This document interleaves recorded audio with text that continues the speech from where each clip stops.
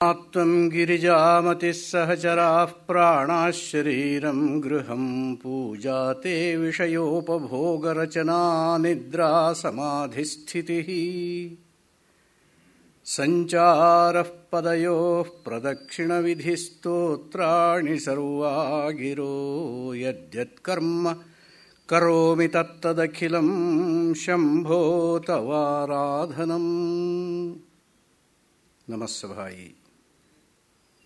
ಆತ್ಮತತ್ವವನ್ನು ಪ್ರತಿಪಾದನೆ ಮಾಡಲಿಕ್ಕೆ ಹೊರಟಂತಹ ಯಮ ಉಪದೇಶ ಮಾಡಿರುವ ಪ್ರಕ್ರಿಯೆಯಲ್ಲಿ ನಿನ್ನೆಯಿಂದ ಆರಂಭ ಮಾಡಿದ್ದಾಗಿದೆ.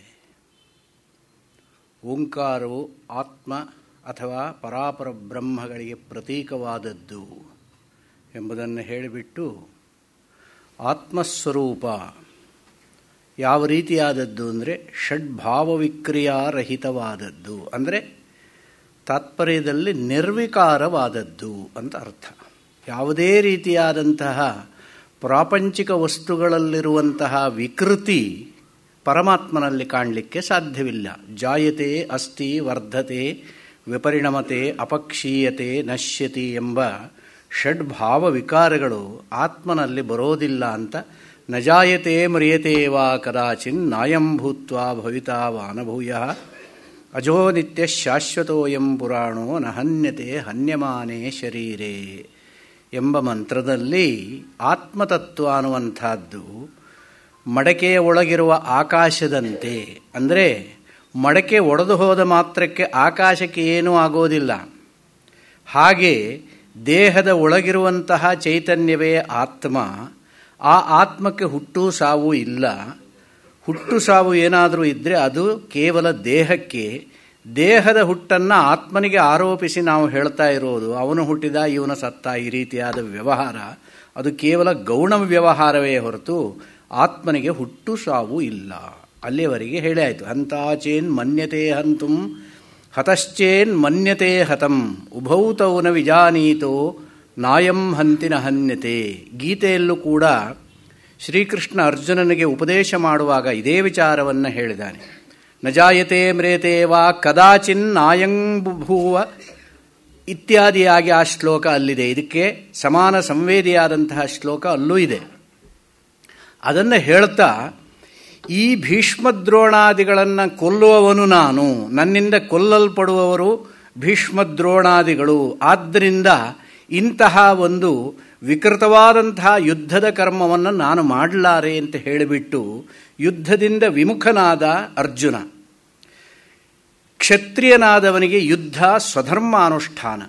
ಆ ಸ್ವಧರ್ಮಾನುಷ್ಠಾನದಿಂದ ಅವನು ವಿಮುಖನಾಗಲಿಕ್ಕೆ ಕಾರಣವೇನು ಅಂತ ಕೇಳಿದರೆ ಅವನಿಗೆ ಈ ರೀತಿಯಾದಂತಹ ಭ್ರಾಂತಿ. ಶರೀರವನ್ನು ಕೊಂದರೆ ಆತ್ಮನನ್ನು ಕೊಂದ ಹಾಗೆ, ಶರೀರ ಹುಟ್ಟಿದರೆ ಆತ್ಮ ಹುಟ್ಟಿದ ಹಾಗೆ ಎನ್ನುವಂತಹ ಆತ್ಮನಲ್ಲಿ ಇಲ್ಲದೇ ಇರುವ ಗುಣವನ್ನು ಆರೋಪಿಸಿ ಆತ್ಮನ ಹುಟ್ಟು ಸಾವುಗಳನ್ನು ತಿಳಿದುಕೊಂಡು ಭೀಷ್ಮದ್ರೋಣಾದಿಗಳನ್ನು ನಾನು ಕೊಲ್ಲುವವನು, ನನ್ನಿಂದ ಅವರು ಕೊಲ್ಲಲ್ಪಡುವವರು. ಆದ್ದರಿಂದ ಇಂತಹ ಒಂದು ಕಾರ್ಯವನ್ನು, ಹೇಯವಾದ ಕಾರ್ಯವನ್ನು ಮಾಡಲಾರೆ. ಅದಕ್ಕಿಂತ ನನಗೆ ಭಿಕ್ಷಾಟನೆಯೇ ವರವಾದದ್ದು, ಉಚಿತವಾದದ್ದು ಅಂತ ಹೇಳಿಬಿಟ್ಟು ಅಲ್ಲಿ ವಿಶೇಷ ಏನು, ಭಿಕ್ಷಾಟನೆಯನ್ನು ಮಾಡಿ ಆದರೂ ನಾನು ಜೀವಿಸ್ತೇನೆಯೇ ಹೊರತು ಇವರನ್ನೆಲ್ಲ ಕೊಂದು ನಾನು ಜೀವಿಸೋದಿಲ್ಲ. ಸ್ವಾರಸ್ಯವನ್ನು ನೋಡಿ. ಕ್ಷತ್ರಿಯನಾದವನಿಗೆ ಯುದ್ಧ ಸ್ವಧರ್ಮ. ಆ ಯುದ್ಧವನ್ನು ಮಾಡಲಿಕ್ಕೆ ಅಂತಲೇ ಹೊರಟವನು ಅದನ್ನೇ ನಿರ್ಣಯ ಮಾಡಿಕೊಂಡು ಬಂದಿದ್ದಾನೆ. ಸ್ವಧರ್ಮಾನುಷ್ಠಾನವನ್ನು ಮಾಡಲಿಕ್ಕೆ ಬಂದಂತಹ ಅರ್ಜುನ ರಣಾಂಗಣದಲ್ಲಿ ಅವರನ್ನೆಲ್ಲ ನೋಡಿದಾಗ ಒಂದು ಕ್ಷಣದವರೆಗೆ ಅವನಿಗೆ ಬುದ್ಧಿಗೆ ಮಂಕು ಕವಿದು, ಧಿಯೋಪಿ ಪುಂಸಾಂ ಮಲಿನೀಭವಂತಿ ಅಂತ ಹೇಳಿದ ಹಾಗೆ ಅರ್ಜುನ ಬುದ್ಧಿವಂತನಾದರೂ ಕೂಡ ಅವನ ಬುದ್ಧಿಗೆ ಮಂಕು ಕವಿದು ಸ್ವಧರ್ಮಾನುಷ್ಠಾನಾದ್ ವಿಮುಖೋ ಬಭೂವ ಅಂತ ಹೇಳ್ತಾರೆ. ಸ್ವಧರ್ಮಾನುಷ್ಠಾನವಾದ ಯುದ್ಧದ ಅನುಷ್ಠಾನವನ್ನು ಮಾಡಬೇಕಾಗಿತ್ತು, ಅದರಿಂದ ವಿಮುಖನಾದ. ಅಂದರೆ ಯಾರಿಗೆ ಭ್ರಾಂತಿ ಎನ್ನುವಂಥದ್ದು ಬರುತ್ತೋ ಕರ್ತವ್ಯ ಪ್ರಜ್ಞೆಯಿಂದ ಅವರು ವಿಮುಖರಾಗ್ತಾರೆ. ಸ್ವಧರ್ಮಾನುಷ್ಠಾನವಾದಂಥ ಯುದ್ಧವನ್ನು ಮಾಡಬೇಕಾದಂಥ ಅರ್ಜುನ ಭ್ರಾಂತನಾಗಿ ಸ್ವಧರ್ಮಾನುಷ್ಠಾನದಿಂದ ವಿಮುಖನಾಗುತ್ತಾನೆ. ವಿಮುಖನಾದಾಗ ಅವನಿಗೆ ಉಪದೇಶ ಮಾಡ್ತಾನೆ. ಅಲ್ಲಿ ಬಂತು ಉಪದೇಶದ ಅವಶ್ಯಕತೆ. ಆದ್ದರಿಂದ ಗೀತೆಯಲ್ಲಿ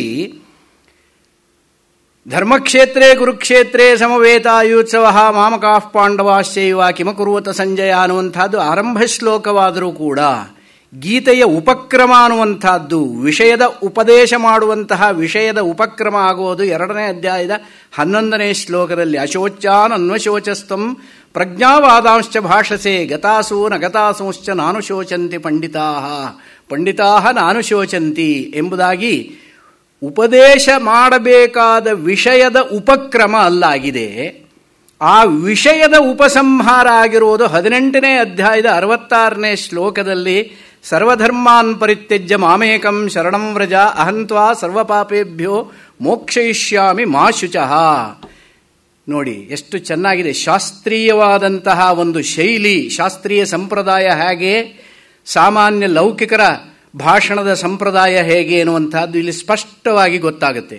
ಗೀತೆಯಲ್ಲಿ ಧರ್ಮಕ್ಷೇತ್ರೇ ಕುರುಕ್ಷೇತ್ರೇ ಎನ್ನುವಂಥದ್ದು ಆರಂಭ ಶ್ಲೋಕವಾಗಿರಬಹುದು, ಉಪದೇಶದ ಆರಂಭ ಅದಲ್ಲ.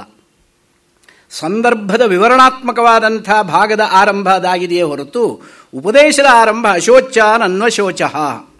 ಅಶೋಚ್ಯಾಹ ಯೇ ಭೀಷ್ಮದ್ರೋಣಾದಯ ತಾನ್ ಅನ್ವಶೋಚಃ ಅಂದರೆ ಯಾರನ್ನು ಕುರಿತು ನೀನು ಶೋಕಿಸಬೇಕಾಗಿಲ್ಲವೋ ಅವರನ್ನು ಕುರಿತು ಶೋಕಿಸ್ತಾ ಇದ್ದೀಯಾ, ಆದರೆ ಆ ಶೋಕವನ್ನು ನೀ ಮಾಡಬೇಕಾಗಿಲ್ಲ. ಅಶೋಚ್ಯಾನ್ ಅನ್ವಶೋಚಃ ಪರಂತು ಮಾ ಶುಚಃ. ಅದನ್ನು 18ನೇ ಅಧ್ಯಾಯದ 66ನೇ ಶ್ಲೋಕದಲ್ಲಿ ಹೇಳ್ತಾನೆ. ಸರ್ವಧರ್ಮಾನ್ ಪರಿತ್ಯಜ್ಯ ಮಾಮೇಕಂ ಶರಣಂ ವ್ರಜ ಅಹಂತ್ವಾ ಸರ್ವಪಾಪೇಭ್ಯೋ ಮೋಕ್ಷಯಿಷ್ಯಾಮಿ ಮಾ ಶುಚಃ.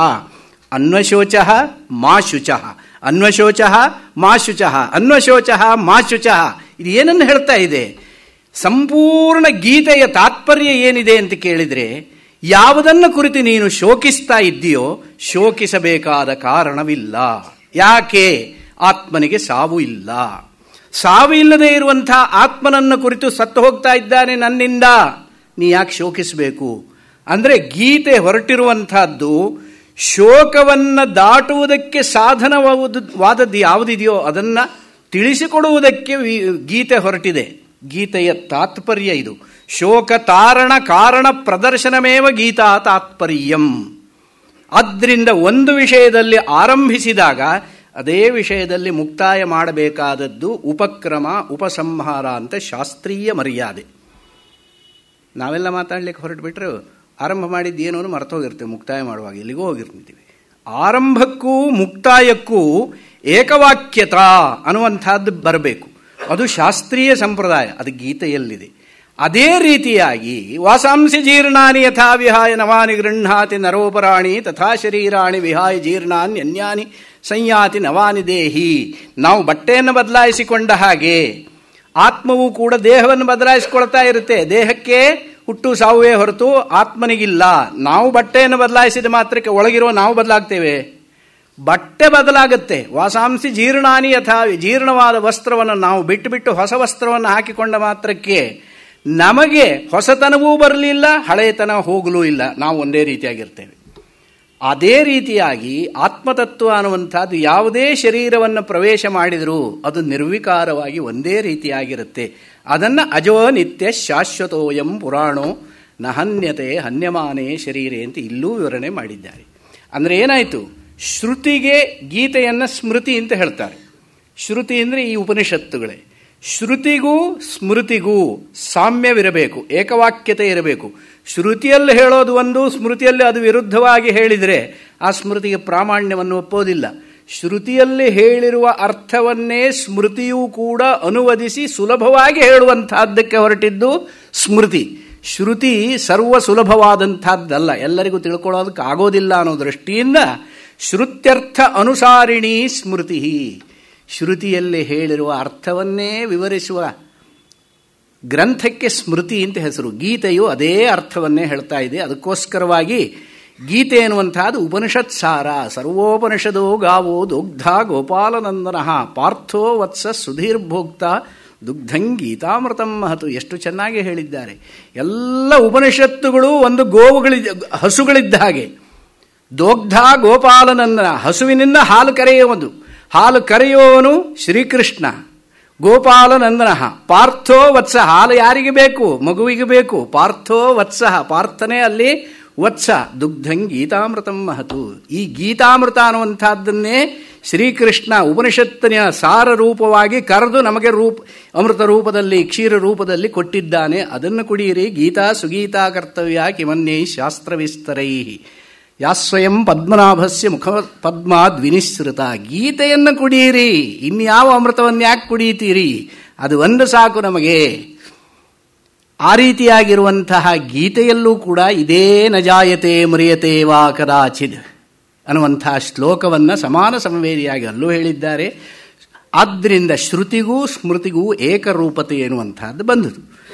ಈ ಆತ್ಮಸ್ವರೂಪವನ್ನು ವಿವರಣೆ ಮಾಡ್ತಾ ಮುಂದೆ ಹೇಳ್ತಾರೆ, ಅಣೋರಣೀಯಾನ್ ಮಹತೋ ಮಹೀಯಾನ್ ಆತ್ಮಾಸ್ಯ ಜಂತೋರ್ ನಿಹಿತೋ ಗುಹಾಯಾಂ ತಮಕ್ರತುಃ ಪಶ್ಯತಿ ವೀತಶೋಕಃ ಧಾತು ಪ್ರಸಾದಾನ್ ಮಹಿಮಾನಂ ಆತ್ಮನಃ. ಈ ಆತ್ಮತತ್ವ ಎಂಥದ್ದಪ್ಪ ಅಂತ ಕೇಳಿದರೆ ಅಣೋರಣೀಯ, ಅಣುವಿಗಿಂತ ಅಣುವಾಗಿದೆ. ಅಣು ಅಂತ ಹೇಳಿದ್ರೆ ಏನು? ಮಾಡರ್ನ್ ಲ್ಯಾಂಗ್ವೇಜಲ್ಲಿ ಹೇಳಬೇಕು ಆಟಮ್ ಅಂತ ಏನು ಹೇಳ್ತೇವೆ. ಆಟಮ್ ಅನ್ನುವಂಥದ್ದು ವಸ್ತುತಃ ಆ ಆಟಮ್ ಕೂಡ ಇವಾಗ ವಿಭಾಗವಾಗುತ್ತೆ ಅಂತ ತಾನೇ ಹೇಳೋದು. ಆಟಮಿಕ್ ಎನರ್ಜಿ ಅಂತ ನಾವೇನು ಹೇಳ್ತೀವಿ, ನ್ಯೂಟ್ರಾನ್, ಪ್ರೋಟಾನ್, ಎಲೆಕ್ಟ್ರಾನ್ ಇತ್ಯಾದಿ ರೂಪದಲ್ಲಿ ಅದು ವಿಭಕ್ತವಾದಾಗ ಒಂದು ಎನರ್ಜಿ ಉತ್ಪನ್ನವಾಗುತ್ತೆ. ಆ ಎನರ್ಜಿ ಉತ್ಪನ್ನವಾದರೂ ಕೂಡ ಆ ಆಟಮ್ ಅನ್ನುವಂಥದ್ದು ವಿಭಕ್ತವಾಗುತ್ತೆ ಅಂತ ಇವತ್ತಿನ ಸೈನ್ಸ್ ಏನು ಹೇಳ್ತಾ ಇದೆಯೋ, ನಮಗೂ ಸೈನ್ಸಿಗೂ ಅಷ್ಟೇ ವ್ಯತ್ಯಾಸ. ನಾವು ವಿಭಕ್ತವಾಗದೇ ಇರುವ ರೀತಿಯಲ್ಲಿ ಯಾವುದು ಉಳ್ಕೊಂಡಿರ್ತೋ ಅದನ್ನು ಅಣು ಅಂತ ಹೇಳ್ತೇವೆ. ಸೊ ಆಧುನಿಕ ವಿಜ್ಞಾನದಲ್ಲಿ ಹೇಳುವ ಆಟಮ್ ಅನ್ನುವಂಥದ್ದು ಅಣು ಅಲ್ಲ ಇಲ್ಲಿ. ಇದು ಅದಕ್ಕಿಂತಲೂ ಸೂಕ್ಷ್ಮವಾದದ್ದು. ಯಾವುದನ್ನು ಒಡಿಲಿಕ್ಕೆ ಸಾಧ್ಯವೇ ಇಲ್ಲವೋ ಅದು ಅಣು. ಅಂಥದ್ದು ಒಂದು ಇದೆ ಅಂತ ಇಟ್ಕೊಂಡ್ರೆ ಅದಕ್ಕಿಂತಲೂ ಇದು ಮತ್ತೂ ಸೂಕ್ಷ್ಮವಾದದ್ದು ಆತ್ಮತತ್ವ. ಪರಮಾತ್ಮನ ಸೃಷ್ಟಿ ವೈಚಿತ್ರ್ಯವನ್ನು ನೋಡಿ, ಅತ್ಯಂತ ಸೂಕ್ಷ್ಮವಾದ ಕೀಟವನ್ನು ಸೃಷ್ಟಿ ಮಾಡಿದ್ದಾನೆ, ಅತ್ಯಂತ ದೊಡ್ಡದಾದ ಜೀವವನ್ನು ಸೃಷ್ಟಿ ಮಾಡಿದ್ದಾನೆ. ಶಾಸ್ತ್ರದಲ್ಲಿ ಹೇಳ್ತಾರೆ, ಬ್ರಹ್ಮಾದಿ ಸ್ತಂಭ ಪರ್ಯಂತಂ. ಬ್ರಹ್ಮ, ಕಾರ್ಯಬ್ರಹ್ಮ, ಹಿರಣ್ಯಗರ್ಭ ಅಂತ ಮೊದಲನೇ ಜೀವ, ಅವನನ್ನು ಸೃಷ್ಟಿ ಮಾಡಿದ್ದಾನೆ ಪರಮಾತ್ಮ. ಅವನು ಎಲ್ಲರಿಗಿಂತ ದೊಡ್ಡವನು. ದೊಡ್ಡವನು ಅಂದರೆ ಎಲ್ಲ ರೀತಿಯಲ್ಲೂ ದೊಡ್ಡವನವನು. ಅಂತಹ ಬ್ರಹ್ಮ, ಅವನಿಂದ ಆರಂಭಿಸಿ ಸ್ತಂಭ ಅಂತ ಹೇಳಿದರೆ ಅತ್ಯಂತ ಸೂಕ್ಷ್ಮವಾದ ಒಂದು ಕೀಟ. ಅದು ಎಷ್ಟು ಸೂಕ್ಷ್ಮವಾದದ್ದು ಅಂತ ಹೇಳಿದರೆ, ನೀವು ಮ್ಯಾಗ್ನಿಫೈಯಿಂಗ್ ಗ್ಲಾಸ್ ನೋಡಿದರೂ ಅದು ಗೊತ್ತಾಗೋದಿಲ್ಲ. ಮೈಕ್ರೋ ಸಿಸ್ಟಮ್, ಆ ಒಂದು ಇನ್ಸ್ಟ್ರೂಮೆಂಟ್ ಇಟ್ಕೊಂಡು ನೋಡಿದ್ರೇನೇ ಕಾಣುವಂಥದ್ದು. ಅಂತಹ ಒಂದು ಕೀಟ. ನೀವು ಸ್ವಲ್ಪ ಆಲೋಚನೆ ಮಾಡಿ, ನಮ್ಮದು ಶರೀರ ಏನಿದೆ, ಈ ಶರೀರದ ಅಂಗಾಂಗ ರಚನೆ ಒಂದಿದೆಯಲ್ಲ, ಅನಾಟಮಿ, ಅಂಗರಚನಾ ಶಾಸ್ತ್ರ.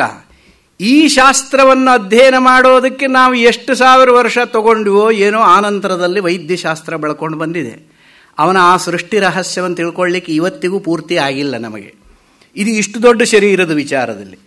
ಇನ್ನು ಇದಕ್ಕಿಂತಲೂ ಸೂಕ್ಷ್ಮವಾದದ್ದು ನಮ್ಮ ಶರೀರಕ್ಕಿಂತ ಸಣ್ಣ ಸಣ್ಣ ಶರೀರಗಳನ್ನು ಯೋಚನೆ ಮಾಡ್ತಾ ಹೋಗಿ ನೀವು.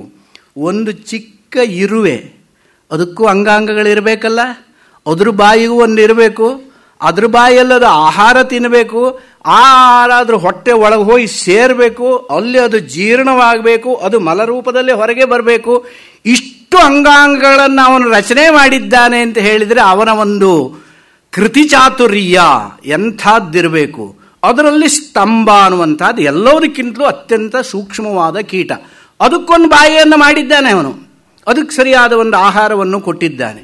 ಈ ರೀತಿಯಾದ ಸೃಷ್ಟಿ ವೈಚಿತ್ರ್ಯವನ್ನು ಮಾಡಿರುವಂತಹ ಪರಮಾತ್ಮನನ್ನು ನಾವು ತಿಳಿಯಬೇಕಾದ್ರೆ ಸೃಷ್ಟಿಯಿಂದ ಸೃಷ್ಟೃವನ್ನು ತಿಳಿಯಿರಿ. ಅದಕ್ಕೋಸ್ಕರ ಸೃಷ್ಟಿ ವರ್ಣನೆ ವೇದಾಂತದಲ್ಲಿ ಇದೆ, ಉಪನಿಷತ್ತಿನಲ್ಲಿದೆ. ಉಪನಿಷತ್ತು ಸೃಷ್ಟಿಯನ್ನು ಹೇಳಲಿಕ್ಕೆ ಹೊರಟಿದ್ದಲ್ಲ, ಸೃಷ್ಟಿಯಿಂದ ಸೃಷ್ಟೃವನ್ನು ತಿಳಿಸೋದಕ್ಕೆ. ಇಷ್ಟೊಂದು ಸೃಷ್ಟಿ ಮಾಡಿದ್ದಾನೆ ಅಂದರೆ ಇದರ ಹಿಂದೆ ಒಬ್ಬ ಸ್ರಷ್ಟ, ಒಬ್ಬ ಜಗತ್ಕರ್ತ ಇರಲೇಬೇಕು ತಾನೆ. ಆದ್ದರಿಂದ ಸೃಷ್ಟಿಯಿಂದ ಯಾರು ವೇದದ ಪ್ರಾಮಾಣ್ಯವನ್ನು ಒಪ್ಪೋದಿಲ್ವೋ ಅವರಿಗೆ ಹೇಗಪ್ಪ ತಿಳಿಸೋದು? ನಾಸ್ತಿಕರು ಇರ್ತಾರೆ. ನಾಸ್ತಿಕರು ದೇವರನ್ನು ನಂಬೋದಿಲ್ಲ, ವೇದವನ್ನು ನಂಬೋದಿಲ್ಲ. ಅವರಿಗೊಬ್ಬ ದೇವತೆ ಅಥವಾ ಪರಮಾತ್ಮ ಇದ್ದಾನೆ ಅಂತ ಒಪ್ಪಿಸಬೇಕಾದ್ರೆ ನೀವು ವೇದವನ್ನು ಹೇಳಿದರೆ ಅವರು ಒಪ್ಪೋದಿಲ್ಲ.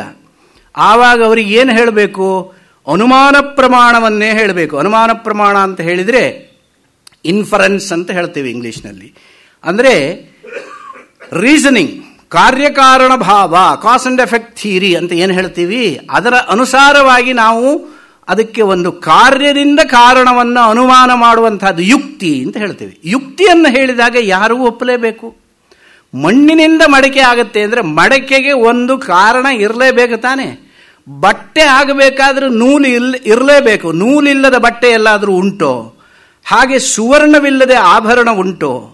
ಹಾಗೆ ಪ್ರತಿಯೊಂದು ಕಾರ್ಯಕ್ಕೂ ಕೂಡ ಒಂದು ಕಾರಣ ಇರಲೇಬೇಕು ಅಂತ ಹೇಳಿದ ಮೇಲೆ ಈ ಜಗದ್ರೂಪ ಸೃಷ್ಟಿ ಕಾರ್ಯಕ್ಕೆ ಒಂದು ಕಾರಣ ಇರಲೇಬೇಕು.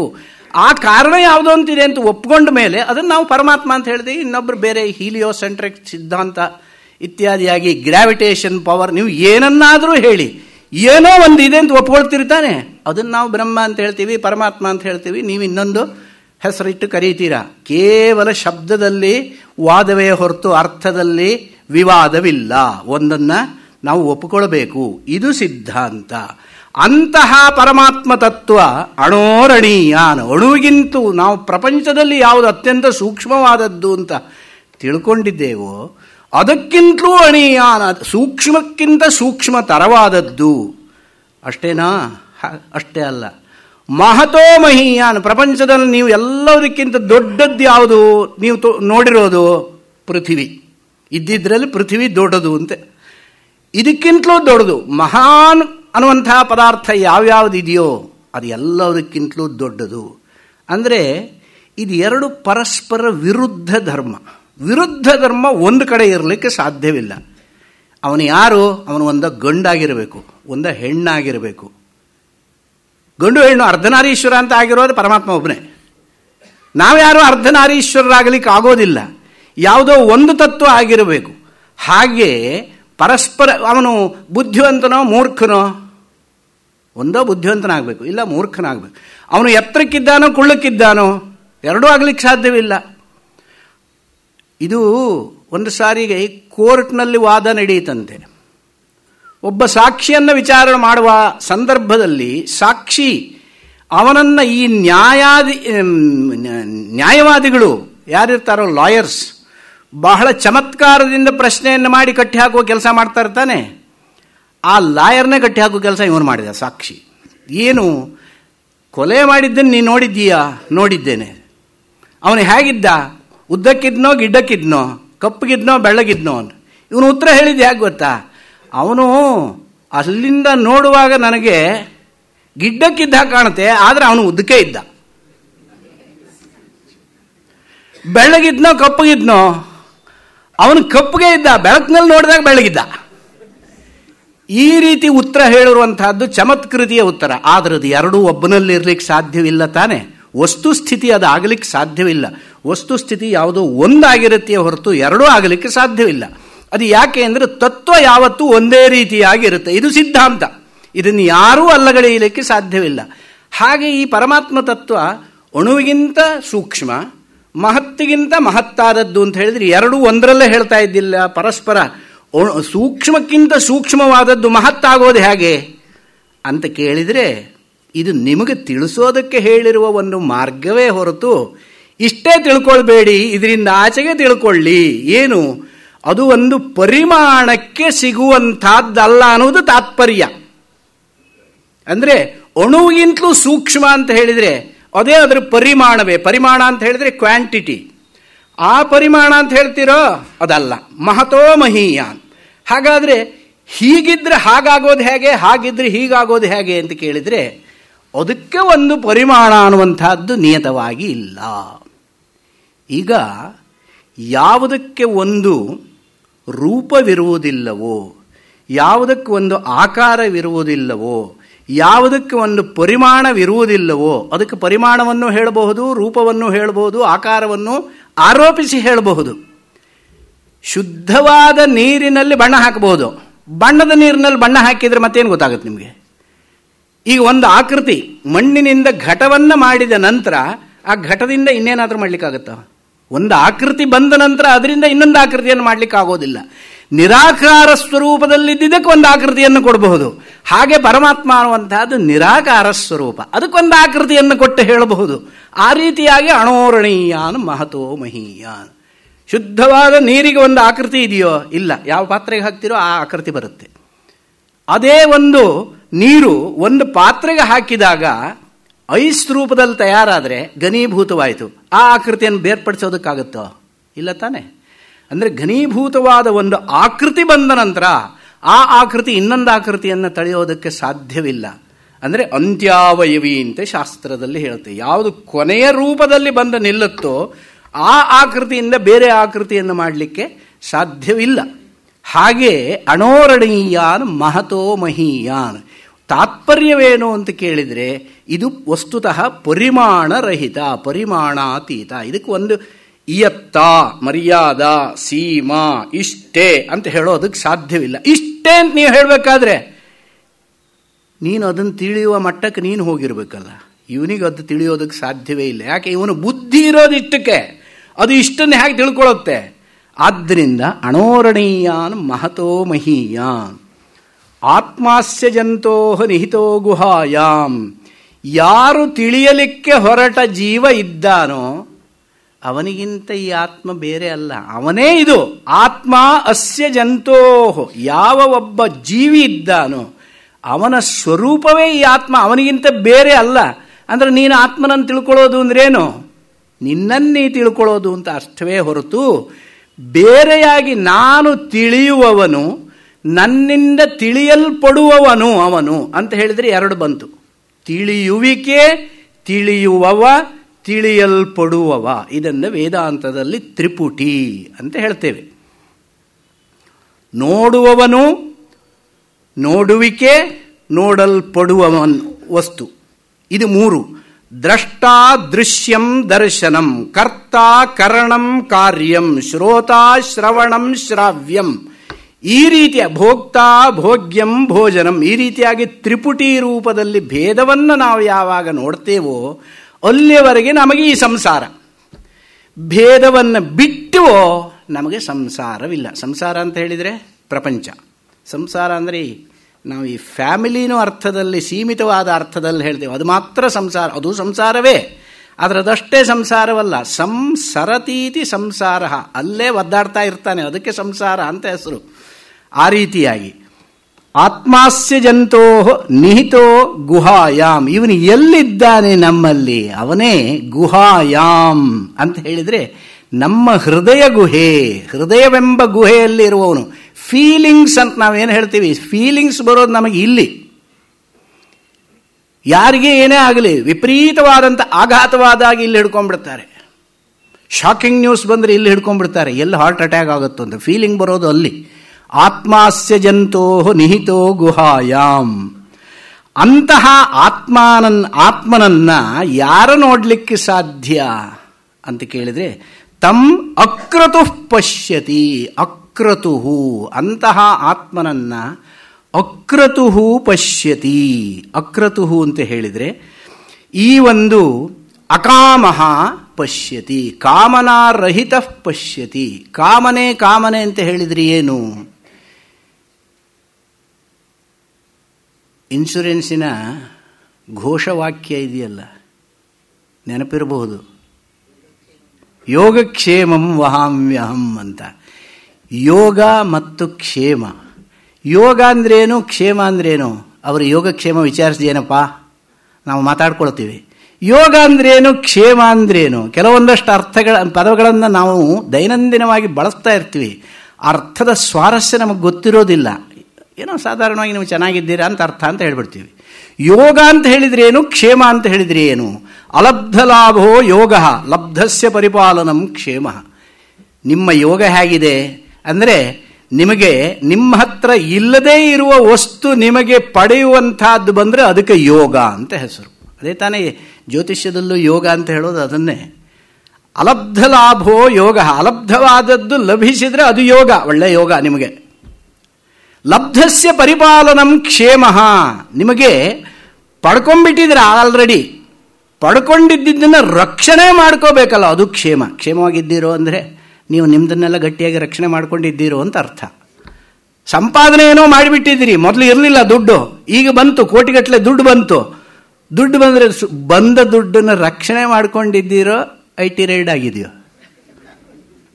ಈ ರೀತಿಯಾಗಿ ಇರುವಂತಹದ್ದು ಅದು ಕ್ಷೇಮ.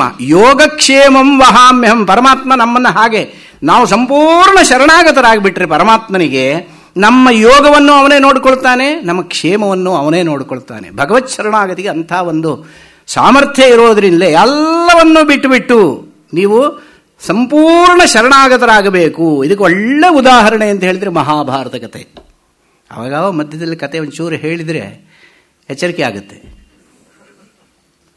ಮಹಾಭಾರತದಲ್ಲಿ ಹೇಳಿದರೆ ತಪ್ಪಿಲ್ಲ ತಾನೆ? ಮಹಾಭಾರತದಲ್ಲಿ ದ್ರೌಪದಿ ವಸ್ತ್ರಾಪಹರಣ ಪ್ರಸಂಗ ಪ್ರಸಿದ್ಧವಾದದ್ದು ಎಲ್ಲರಿಗೂ ಗೊತ್ತಿದೆ.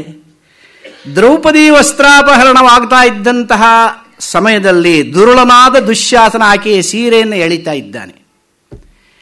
ಯಾವ ಸ್ತ್ರೀಗೆ ತಾನೇ ಪರಪುರುಷ ತನ್ನ ಸೀರೆಗೆ ಕೈ ಹಾಕಿ ಎಳಿತಾ ಇದ್ದಾಗ ತನ್ನ ಮಾನವನ್ನು ರಕ್ಷಣೆ ಮಾಡಿಕೊಳ್ಬೇಕು ಅನ್ನುವಂಥ ಅಭಿಪ್ರಾಯ ಇರೋದಿಲ್ಲ. ತನ್ನ ಮಾನ ರಕ್ಷಣೆ ಹೇಗೆ ತಾನೇ ಮಾಡ್ಕೊಳ್ತೇನೆ ಅಂತ ಅವಳು ಹೊರಟಿದ್ದಾಳೆ. ತಾನೇ ಮಾಡ್ಕೊಳ್ತೇನೆ ಅಂತ ಹೊರಟಾಗ ಅವನು ಬಲಿಷ್ಠನಾದಂತಹ ದುಶ್ಯಾಸನ, ಅವನಿಂದ ತಾನು ತನ್ನನ್ನು ರಕ್ಷಣೆ ಮಾಡಿಕೊಳ್ಳಿಕ್ಕಾಗತ್ತೆಯೇ? ಸಂಪೂರ್ಣ ಪ್ರಯತ್ನ ಪಟ್ಟಾಗಲೂ ಕೂಡ ಆಗಲಿಲ್ಲ. ತನ್ನ ಮಾನ ರಕ್ಷಣೆ ತನ್ನಿಂದ ಸಾಧ್ಯವಿಲ್ಲ ಅಂತ ಹೇಳಿದಾಗ ಎರಡೂ ಕೈಯನ್ನು ಎತ್ತಿ ಭಗವಂತ ಶ್ರೀಕೃಷ್ಣ ನೀನೇ ನನಗೆ ದಿಕ್ಕು ಅಂತ ಯಾವಾಗ ಇವಳು ಪ್ರಾರ್ಥನೆ ಮಾಡ್ತಾಳೋ ಆವಾಗ ಅವನ ರಕ್ಷಣೆ ಬರ್ತಾನೆ. ಅಂದರೆ ಏನರ್ಥ? ಅನನ್ಯಾಶ್ಚಿಂತೆಯಂತೋ ಮಾಂ ಯೇ ಜನಾ ಪರ್ಯುಪಾಸತೆ ತೇಷಾಂ ನಿತ್ಯಾಭಿಯುಕ್ತಾನಾಂ ಯೋಗಕ್ಷೇಮಂ ವಹಾಮ್ಯಹಂ. ನನಗಿಂತ ಬೇರೆ ರಕ್ಷಕರಿಲ್ಲ ಅಂತ ಯಾವಾಗ ನೀನು ನಂಬುತ್ತೀಯೋ ಆವಾಗ ನಾನು ನಿನ್ನ ರಕ್ಷಣೆ ಬರ್ತೇನೆ. ಪ್ರಹ್ಲಾದನ ವಿಚಾರ ಮಹಾಭಾರತದ ಕಥೆಯಲ್ಲಿ ಪ್ರಹ್ಲಾದನದು ಅಷ್ಟೇ. ಅವನು ಏನೇ ಹೇಳಿದರೂ ಕೂಡ ಅವನನ್ನು ಬಿಟ್ಟು ಬೇರೆ ವಸ್ತುವನ್ನು ಶರಣಾಗತನಾಗಲೇ ಇಲ್ಲ. ಆದ್ದರಿಂದ ಅವನನ್ನು ಕಾಪಾಡಿದ. ಇನ್ನು ಅದಕ್ಕಿಂತ ಉದಾಹರಣೆ ಬೇಕೇ?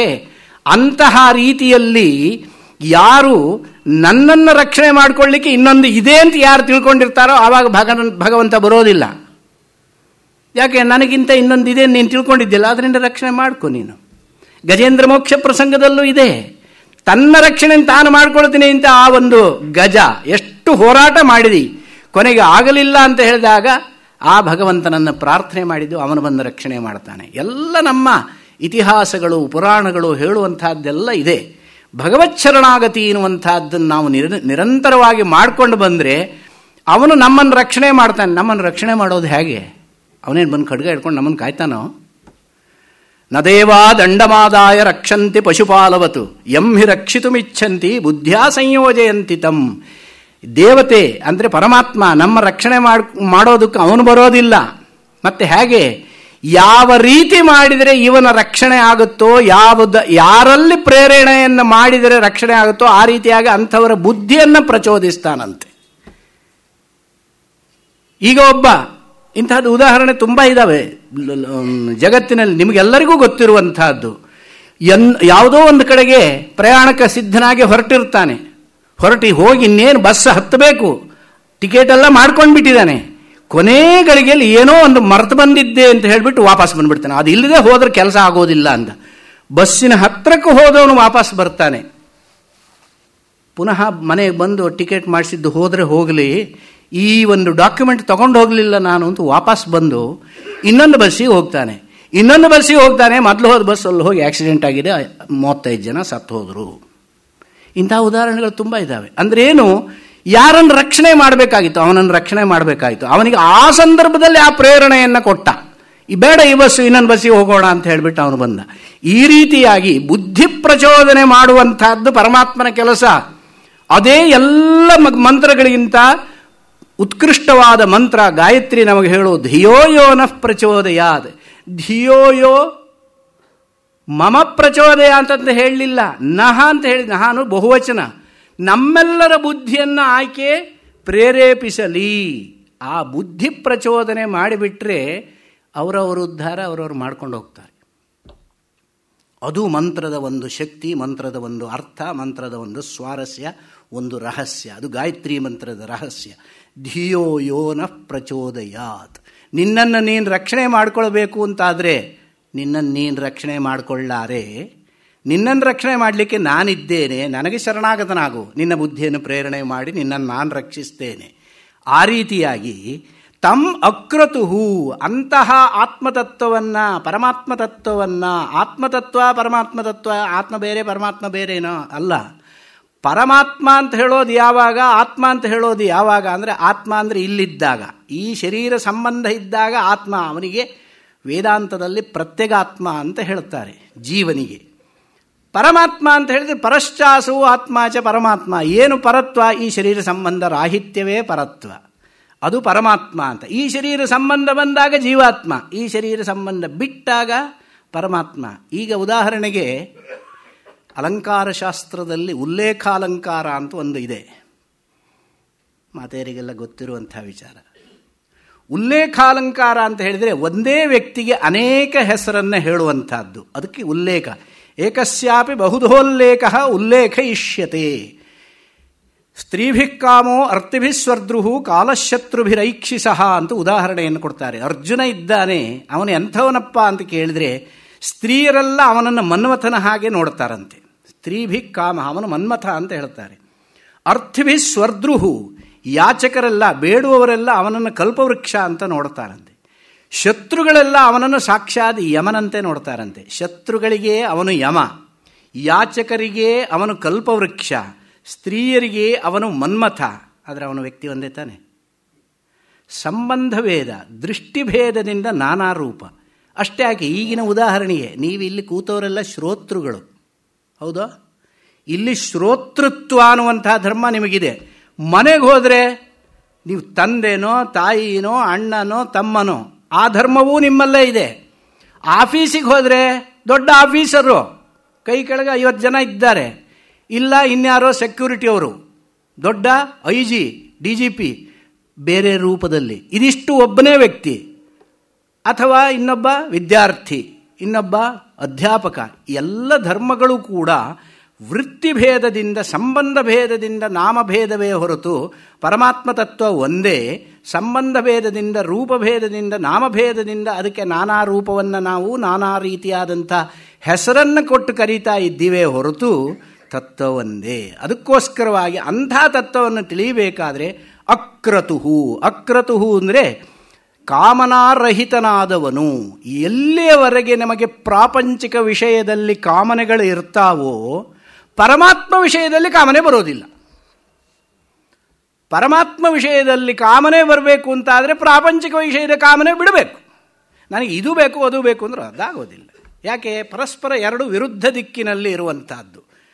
ಅದಕ್ಕೋಸ್ಕರವಾಗಿ ಮುಂಡಕೋಪನಿಷತ್ನಲ್ಲಿ ಒಂದು ಮಂತ್ರ ಇದೆ, ಪರಾಂಚಿಖಾನಿ ವ್ಯತೃಣತ್ ಸ್ವಯಂಭೂಸ್ತಸ್ಮಾತ್ ಪರಾಂಗ್ ಪಶ್ಯತಿ ನಾಂತರಾತ್ಮನ್ ಕಶ್ಚಿದ್ಧೀರ ಪ್ರತ್ಯಗಾತ್ಮಾನಮೈಕ್ಷರ ಆವೃತ್ತ ಚಕ್ಷುರ ಅಮೃತತ್ವಮಿಚ್ಛನ್. ಪರಾಂಚಿಖಾನಿ, ಪರಾಗ್ ಅಂಚಂತಿ ಗಚ್ಚಂತಿ ಇತಿ ಪರಾಂಚಿ. ಖಾನಿನ ಅಂದರೆ ಇಂದ್ರಿಯಗಳು, ಪರಾಗ್ ಗಚ್ಚಂತಿ, ಇಂದ್ರಿಯಗಳೆಲ್ಲ ನಮ್ಮ ಇಂದ್ರಿಯಗಳು, ಜ್ಞಾನೇಂದ್ರಿಯಗಳು ಹೀಗೆ ಹೋಗ್ತಾವಂತೆ. ಆತ್ಮ ಇರೋದು ಹೀಗೆ, ಇವು ಹೀಗೆ ಹೋಗ್ತಾವೆ. ಹೀಗೆ ಹೋಗುವ ಇಂದ್ರಿಯಗಳಿಗೆ ಆತ್ಮ ಎಲ್ಲಿ ಸಿಗ್ತಾನೆ? ಆತ್ಮ ಇರೋದಿಲ್ಲಿ. ಹೀಗೆ ಹೋದಾಗ ನಿಧಿ ಅಲ್ಲಿ ಇದೆ ಅಂದ್ಕೊಂಡು ಹೋಗೋದು, ನಿಧಿ ಇರೋದು ಇಲ್ಲಿ. ಅದು ವಿರುದ್ಧ ದಿಕ್ಕಿನಲ್ಲಿ ಹೋದರೆ ನಿಧಿ ಹೇಗೆ ಸಿಗುತ್ತೆ? ಹಾಗೆ ಆತ್ಮತತ್ವ ಅನ್ನುವಂಥದ್ದು ಇಲ್ಲಿದ್ದಾಗ ಇಂದ್ರಿಯಗಳು ಆ ಕಡೆ ಹೋಗ್ತವೆ. ಆ ಇಂದ್ರಿಯಗಳನ್ನು ಆ ಕಡೆ ಹೋಗದಿದ್ದಾಗ ಎಳೆಯುವಂಥದ್ದೇ ದಮ.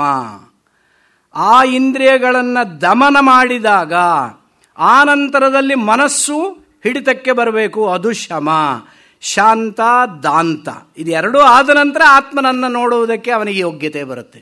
ನಮಗೆಲ್ಲ ಎಲ್ಲಿಯವರೆಗೆ ಪ್ರಾಪಂಚಿಕ ವಿಷಯದಲ್ಲಿ ನಮಗೆ ಕಾಮನೆಗಳು ಇರುತ್ತೋ, ಕಾಮಃ ಅಕ್ರತುಹು. ಕ್ರತುಹು ಅಂತ ಹೇಳಿದರೆ ಸಂಕಲ್ಪ. ಸಂಕಲ್ಪ ಅಂತ ಹೇಳಿದರೆ ನನಗೆ ಹೀಗಾಗಲಿ, ಹೀಗೆ ಬೇಕು, ಅದು ಬೇಕು, ಇದು ಬೇಕು, ಇದೇ ಸಂಕಲ್ಪ.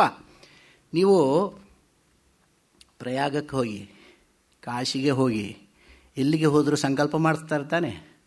ಎಲ್ಲರಿಗೂ ಪ್ರಯಾಗದಲ್ಲಿ ಒಂದು ವೇಣಿದಾನ ಮಾಡಲಿಕ್ಕೆ ಹೋದರೆ, ವಿಶೇಷವಾಗಿ ಅಲ್ಲೊಬ್ಬರು ಪುರೋಹಿತರಿದ್ದಾರೆ ಆಂಧ್ರದವರು. ನಿಮಗೆ ವೇಣಿದಾನ ಮಾಡುವುದಕ್ಕೆ ಎಷ್ಟು ಹೊತ್ತು ಬೇಕಾಗುತ್ತೋ ಅದಕ್ಕಿಂತ ಹೆಚ್ಚು ಹೊತ್ತು ಅವರು ಸಂಕಲ್ಪ ಮಾಡ್ತಾರೆ. ಅಂದರೆ ಒಂದು ಮಾತಿದೆ, ಸಂಕಲ್ಪದಲ್ಲೇ ಪುಣ್ಯಕಾಲ ಕಳೆದು ಹೋಯಿತು ಅಂತ ಒಂದು. ಹಾಗಾಗಬಾರ್ದು. ನೀವು ವೇಣಿದಾನ ಮಾಡುವುದಕ್ಕೆ ಎಷ್ಟು? 5 ನಿಮಿಷ ಸಾಕು, 10 ನಿಮಿಷ ಸಾಕು, 15 ನಿಮಿಷ ಸಂಕಲ್ಪ ಮಾಡ್ತಾರೆ. ಅಂದರೆ ಅವರು ಮಾಡಿಸೋ ಸಂಕಲ್ಪ ಅತ್ಯದ್ಭುತವಾಗಿದೆ. ಪುಣ್ಯಕ್ಷೇತ್ರದಲ್ಲಿ ಮಾಡಿಸುವ ಸಂಕಲ್ಪದಲ್ಲಿ ಅವನ ಜೀವನದಲ್ಲಿ ಏನೇನು ಪಾಪಗಳನ್ನೆಲ್ಲ ಮಾಡಿರುತ್ತಾನೋ ಅಷ್ಟೂ ಪಾಪಗಳ ಪರಿಹಾರ ರೂಪವಾಗಿ ವೇಣಿದಾನವನ್ನು ಮಾಡುತ್ತೇನೆ. ಹೆಂಗಸರಿಗೆ ತಲೆಯನ್ನು ಕತ್ತರಿಸುವಂತಹ, ವೇಣಿಯನ್ನು ಕತ್ತರಿಸುವಂತಹ ಅಧಿಕಾರ, ಸ್ಥಳ, ಕಾಲ ಇರೋದು ಪ್ರಯಾಗದಲ್ಲಿ ಮಾತ್ರ, ಇನ್ನೆಲ್ಲೂ ಇಲ್ಲ. ಆವಾಗ ಮಾತ್ರ ವೇಣಿದಾನ ಅನ್ನುವಂಥದ್ದು. ಹೀಗೆ ಆ ಸಂಕಲ್ಪದಲ್ಲಿ ಅವರು ಏನು ಹೇಳ್ತಾರೆ? ಗಂಡನ ಮಾತು ಕೇಳದೇ ಇರುವ ದೋಷ, ಅಥವಾ ಹೆಂಡತಿಯನ್ನು ದೂಷಣೆ ಮಾಡಿರುವ ಪಾಪ, ಎರಡೂ ಪಾಪವೇ. ಹೆಂಡತಿಯನ್ನು ದೂಷಣೆ ಮಾಡೋದು ಅಂತ ಹೇಳಿದ್ರೇನು? ವಿನಾಕಾರಣ ರೇಗಾಡೋದು. ಕೆಲವರಿಗೆ ಆ ಸ್ವಭಾವ ಇರುತ್ತೆ, ಏನು ಮಾಡಿದರೂ ಸರಿ ಆಗೋದಿಲ್ಲ, ಶೀಘ್ರಕೋಪಿಗಳಾಗಿರುತ್ತಾರೆ. ಅದು ಪಾಪವೇ. ಯಾಕೆ? ನನ್ನ ಅರ್ಧಾಂಗಿ ಅಂತ ಹೇಳಿದ ಮೇಲೆ 33% ಅಲ್ಲ, ಅವ್ರಿಗೆ 50% ನಾವು ಕೊಟ್ಟಿರೋದು. ಸ್ತ್ರೀಯರಿಗೆ 50% ಅರ್ಧಾಂಗಿ ಇದೆ. ಅರ್ಧನಾರೀಶ್ವರ ತತ್ವ, ಲಕ್ಷ್ಮೀ ನರಸಿಂಹ ಅಂತ ಹೇಳೋದು ಅದೇ. ಲಕ್ಷ್ಮೀ ನರಸಿಂಹ ತತ್ವ ನಮ್ಮಲ್ಲಿ ನೋಡಿ, ದೇವತೆಗಳನ್ನೆಲ್ಲ ಲಕ್ಷ್ಮೀ ನಾರಾಯಣ, ಉಮಾ ಮಹೇಶ್ವರ, ಈ ರೀತಿಯಾಗಿ ನಾವು ಹೇಳೋದು ಅರ್ಧನಾರೀಶ್ವರ ತತ್ವ. ಏನು 50% ಅವರಿಗೆ ಕೊಟ್ಟಿದ್ದೀವಿ, 33% ಕೊಡಲಿಲ್ಲ ನಾವು. ಇವರು 33% ಕೊಡೋದಕ್ಕೂ ಒದ್ದಾಡ್ತಾ ಇದ್ದಾರೆ. ಹೌದೇ? ಆ ರೀತಿಯಾಗಿರುವಂಥದ್ದು ಆಕೆಯ ಮೇಲೆ ರೇಗಾಡಿದ್ದಾಗಲಿ, ಮಕ್ಕಳ ಮೇಲೆ ರೇಗಾಡಿದ್ದಾಗಲಿ, ಮಕ್ಕಳ ಮೇಲೆ ತಂದೆ ರೇಗಾಡಿದ್ದು, ತಂದೆ ಮೇಲೆ ಮಕ್ಕಳು ರೇಗಾಡಿದ್ದು, ಅದೆಲ್ಲವೂ ಪಾಪವೇ. ಗುರುವಿನ ವಿರುದ್ಧವಾಗಿ ಮಾತನಾಡಿದ್ದು, ಅಥವಾ ಸಾರ್ವಜನಿಕ ಸಭೆಯಲ್ಲಿ ಅವಹೇಳನಕಾರಿಯಾಗಿ ಯಾರನ್ನಾದರೂ ನಿಂದಿಸಿರುವುದರಿಂದ ಬಂದಿರುವಂತಹ ಪಾಪಗಳು, ಮತ್ತು ಇನ್ನೊಬ್ಬರಿಗೆ ತ್ರಿಕರಣಪೂರ್ವಕ ದೈಹಿಕವಾಗಿ ಹಲ್ಲೆ ಮಾಡಿರಬಹುದು, ಮಾನಸಿಕವಾಗಿ ಅವರ ಬಗ್ಗೆ ಕೆಟ್ಟದ್ದನ್ನು ಯೋಚನೆ ಮಾಡಿರಬಹುದು, ವಾಚಿಕವಾಗಿ ಅವರನ್ನು ನಿಂದನೆ ಮಾಡಿರಬಹುದು, ಬೈದಿರಬಹುದು, ಇನ್ನೊಬ್ಬರ ಅನ್ನವನ್ನು ಕಿತ್ಕೊಂಡಿರಬಹುದು, ಅಗ್ನಿದಗ್ಧ ಅಥವಾ ವಿಷವನ್ನು ಕೊಟ್ಟಿರಬಹುದು. ಯಾವ್ಯಾವ ರೀತಿಯಾದಂತಹ ಪಾಪಗಳು ಈ ಲೋಕದಲ್ಲಿ ಮಾಡಲಿಕ್ಕೆ ಅವಕಾಶವಿದೆಯೋ ಆ ಎಲ್ಲ ಪಾಪಗಳ ಪರಿಹಾರವಾರ್ಥವಾಗಿ ವೇಣಿದಾನ ಮಾಡ್ತೇನೆ ಅಂತ ಅಲ್ಲಿ ಸಂಕಲ್ಪ ಮಾಡಿಸ್ತಾರೆ. ಯಾರಾದರೂ ಹೋದರೆ ಗಮನವಿಟ್ಟು ನೋಡಿ ಇಂತಹದ್ದು. ಅಂದರೆ ಈ ಎಲ್ಲ ಒಂದು ನಾವು ಕಾರ್ಯಗಳನ್ನು ಮಾಡುವಾಗ ನಮಗೊಂದು ಸಂಕಲ್ಪ ಇರುತ್ತೆ. ಸಂಕಲ್ಪ ಇಲ್ಲದೆ ಯಾರಾದರೂ ಏನನ್ನಾದರೂ ಕರ್ಮವನ್ನು ಮಾಡಲಿಕ್ಕೆ ತಯಾರಾಗಿದ್ದೀರೋ? ಮೊದಲು ಸಂಕಲ್ಪ ಏನು ಹೇಳ್ತೀರಿ ಗುರುಗಳೇ? ಪುರೋಹಿತರನ್ನು ಕೇಳೋದು, ಸಂಕಲ್ಪ ಏನು ಮಾಡಿಸ್ತೀರಿ? ಸಂಕಲ್ಪ ಆಗಲಿಲ್ವಲ್ಲ. ಸಂಕಲ್ಪ ವಸ್ತುತಃ ಒಂದು ರಹಸ್ಯ ಹೇಳ್ತೇನೆ. ನಮ್ಮ ಶಾಸ್ತ್ರದ ಸಿದ್ಧಾಂತವೇನು ಅಂತ ಕೇಳಿದರೆ, ನೀವು ಯಾವುದೇ ಕರ್ಮವನ್ನು ಕಾಮನೆಯಿಂದ ಮಾಡಬೇಡ, ಕಾಮ್ಯ ಕರ್ಮಗಳನ್ನು ಮಾಡಬೇಕಾಗಿಲ್ಲ. ಯಾಕೆ? ಕಾಮ್ಯ ಕರ್ಮಗಳನ್ನು ನೀವು ಮಾಡಿದರೆ ನೀವು ಬಂಧನದಲ್ಲೇ ಇರ್ತೀರಿ. ರೇಷ್ಮೆ ಹುಳ ಇದ್ದ ಹಾಗೆ. ರೇಷ್ಮೆ ಹುಳ ತನ್ನ ಸುತ್ತ ತನ್ನ ರಕ್ಷಣೆಗಾಗಿ ಗೂಡನ್ನು ಕಟ್ಟಿಕೊಳ್ಳುತ್ತೆ, ಅದೇ ಅದರಿಂದ ಈಚೆಗೆ ಬರೋದಿಲ್ಲ. ನಾವು ಕಾಮ್ಯ ಕರ್ಮ ಮಾಡಿದರೂ ಹಾಗೆ. ನಾವು ಈ ಮನುಷ್ಯ ಜನ್ಮ ಬಂದಾಗ ಮಾಡಿಕೊಳ್ಬೇಕಾದ್ದೇನು ಅಂದರೆ, ಇನ್ನು ನಮಗೆ ಜನ್ಮ ಬರದಿದ್ದ ಹಾಗೆ ತಾನೇ ನಾವು ನೋಡ್ಕೊಳ್ಬೇಕು. ಯಾಕೆಂದರೆ ಈ ಜನ್ಮ ಅನ್ನೋದೇ ಒಂದು ದೊಡ್ಡ ದುಃಖ. ಅಂತಹ ದುಃಖದಿಂದ ಹೊರಗೆ ಬರುವಂಥದ್ದೇ ಮೋಕ್ಷ. ಮುಚ್ಚಲ್ರು ಮೋಕ್ಷಣೆ. ಮೋಕ್ಷಣ ಅಂದರೆ ಹೇಳಿದರೆ ಬಿಡುಗಡೆ, liberation. Liberation from what? Liberation from bondage. ಇದು ನಮ್ಮಲ್ಲಿರುವ ಸಿದ್ಧಾಂತ. ಮೋಕ್ಷ ಅಂತ ಯಾವುದೋ ಒಂದು ಲೋಕ ಇದೆ ಅಂತ ಅರ್ಥವಲ್ಲ. ಮೋಕ್ಷ ಅನ್ನೋ ಶಬ್ದಕ್ಕೆ ಬಿಡುಗಡೆ ಅಂತ ಅರ್ಥ. ಬಿಡುಗಡೆ ಆಗಬೇಕಾದ್ರೆ ಬಂಧನ ಆಗಿರಬೇಕಲ್ಲ. ಬಂಧನ ಯಾವುದು? ಈ ಜನ್ಮ ಮರಣ ಪ್ರವಾಹವೇ ನಮಗೆ ಬಂಧನ. ಇದು ಇದ್ದಿದ್ದರಿಂದ ನಮಗೆ ದುಃಖ. ಇದರಿಂದ ಹೊರಗೆ ಬರಬೇಕು ಅಂತಾದರೆ ನೀವು ಸಂಕಲ್ಪವನ್ನು ಮಾಡಬೇಡಿ, ಕರ್ಮವನ್ನು ಮಾಡಿ. ಸಂಕಲ್ಪ ಮಾಡದೆ ಕರ್ಮ ಮಾಡೋದು ಇದೇ ನನ್ನ ಮೂರ್ತಿಯವರು ಈ ರೀತಿ ಬಂದು ಉಪದೇಶ ಮಾಡಿ ಹೋದರು, ಎಲ್ಲರ ತಲೆ ಕೆಡಿಸಿಬಿಟ್ರು ಅಂತ ಹೇಳಬೇಡಿ. ನಿಜವಾದ ತತ್ವ ಇಲ್ಲೇ ಇರೋದು. ಕಾಮ್ಯ ಕರ್ಮಗಳು ಯಾವತ್ತೂ ಬಂಧಕ. ಹೇಗೆ ಅಂತ ಕೇಳಿದರೆ, ನೀವು ಏನೋ ಒಂದು ಅಶ್ವಮೇಧ ಯಾಗ ಮಾಡಿದಿರಿ ಅಂತ ಇಟ್ಕೊಳ್ಳಿ. ಎಷ್ಟೋ ಒಂದಿಷ್ಟು ಪುಣ್ಯ ಬಂತು. ಎಷ್ಟು ಪುಣ್ಯ ಬಂತು? ಅಶ್ವಮೇಧ ಯಾಗ ಮಾಡಿದ್ರಿಂದ 100 ವರ್ಷ ಸ್ವರ್ಗಲೋಕದಲ್ಲಿ ಇಂದ್ರಭೋಗವನ್ನು ಅನುಭವಿಸುವಂತಹ ಯೋಗ್ಯತೆ ಬಂತು ಅಂತ ಇಟ್ಟುಕೊಂಡ್ರೆ, 100 ವರ್ಷ ಅಲ್ಲಿ ಸ್ವರ್ಗಭೋಗವನ್ನು ಅನುಭವಿಸಬಹುದು. ಯಾವತ್ತೋ ಒಂದು ದಿವಸ 100 ವರ್ಷ ಮುಗಿಬೇಕೋ? ಮುಗಿದ ನಂತರ ಕ್ಷೀಣೇ ಪುಣ್ಯೇ ಮರ್ತೆ ಲೋಕಂ ವಿಶಂತಿ. ಅಲ್ಲಿಯ ಪುಣ್ಯ ಕ್ಷಯವಾಯಿತು ಅಂತ ಹೇಳಿದ ನಂತರ ನೀ ಇಲ್ಲಿಗೇ ಬರಬೇಕು. ಯಾಕೆ? ಇದೇ ನಿನ್ನ ಜಾಗ. ಅದಲ್ಲ, ಅಲ್ಲಿ ಇರೋದಕ್ಕೆ ಸಾಧ್ಯವಿಲ್ಲ. ಅಲ್ಲಿರೋದಕ್ಕೆ ನಿಮಗೆ ಯಾವ ಒಂದು ವೀಸಾನಾಗಲಿ ಅಥವಾ ಒಂದು ಟಿಕೆಟ್ ಆಗಲಿ ಏನು ಸಿಕ್ಕಿತ್ತೋ ಅದಕ್ಕೆ ಇಂತಿಷ್ಟು ಹೊತ್ತು ಅಂತ ಮಾತ್ರ ನಿರ್ಧಾರವಾಗಿರುತ್ತೆ. ಒಂದು ಫಿಲಮ್ ಟಿಕೆಟ್ ತೊಗೊಂಡ್ರೆ ಒಂದು ಫಿಲಮ್ ನೋಡೋದಕ್ಕೆ ಮಾತ್ರ ಆ ಟಿಕೆಟ್ ಆಗುತ್ತೆಯೇ ಹೊರತು 2ನೇ ಶೋ ನೋಡ್ತೀನಿ ಅಂತ ಹೇಳಿದ್ರೆ ಹೊರಗೆ ಕಳಿಸ್ತಾನೆ ಅವನು. ಹಾಗೆ ಅಲ್ಲಿ ಹೋದಾಗ ನಾನು 100 ವರ್ಷ ಆದ ನಂತರ ಇನ್ನೂ ನಾನು ಇಲ್ಲೇ ಇರ್ತೀನಿ, ಚೆನ್ನಾಗಿದೆ ಇಲ್ಲೇ ಅಂತ ಹೇಳಿದರೆ ನಿನಗೆ ಆ ಯೋಗ್ಯತೆ ಇಲ್ಲ, ಹೋಗು ಮಗನೇ ಅಂತ ಹೇಳಿಬಿಟ್ಟು ಭೂಮಿಗೆ ಕಳಿಸಿಬಿಡ್ತಾರೆ.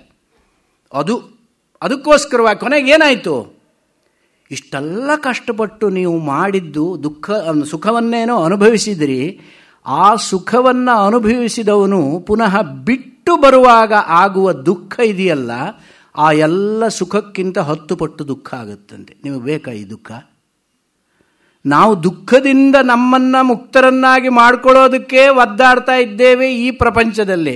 ಪುನಃ ಕಾಮ್ಯಕರ್ಮಗಳನ್ನು ಮಾಡಿ ಮಾಡಿ ಮಾಡಿ ಪುನರಪಿ ಜನನಂ ಪುನರಪಿ ಮರಣಂ ಪುನರಪಿ ಜನನಿ ಜಠರೇ ಶಯನಂ.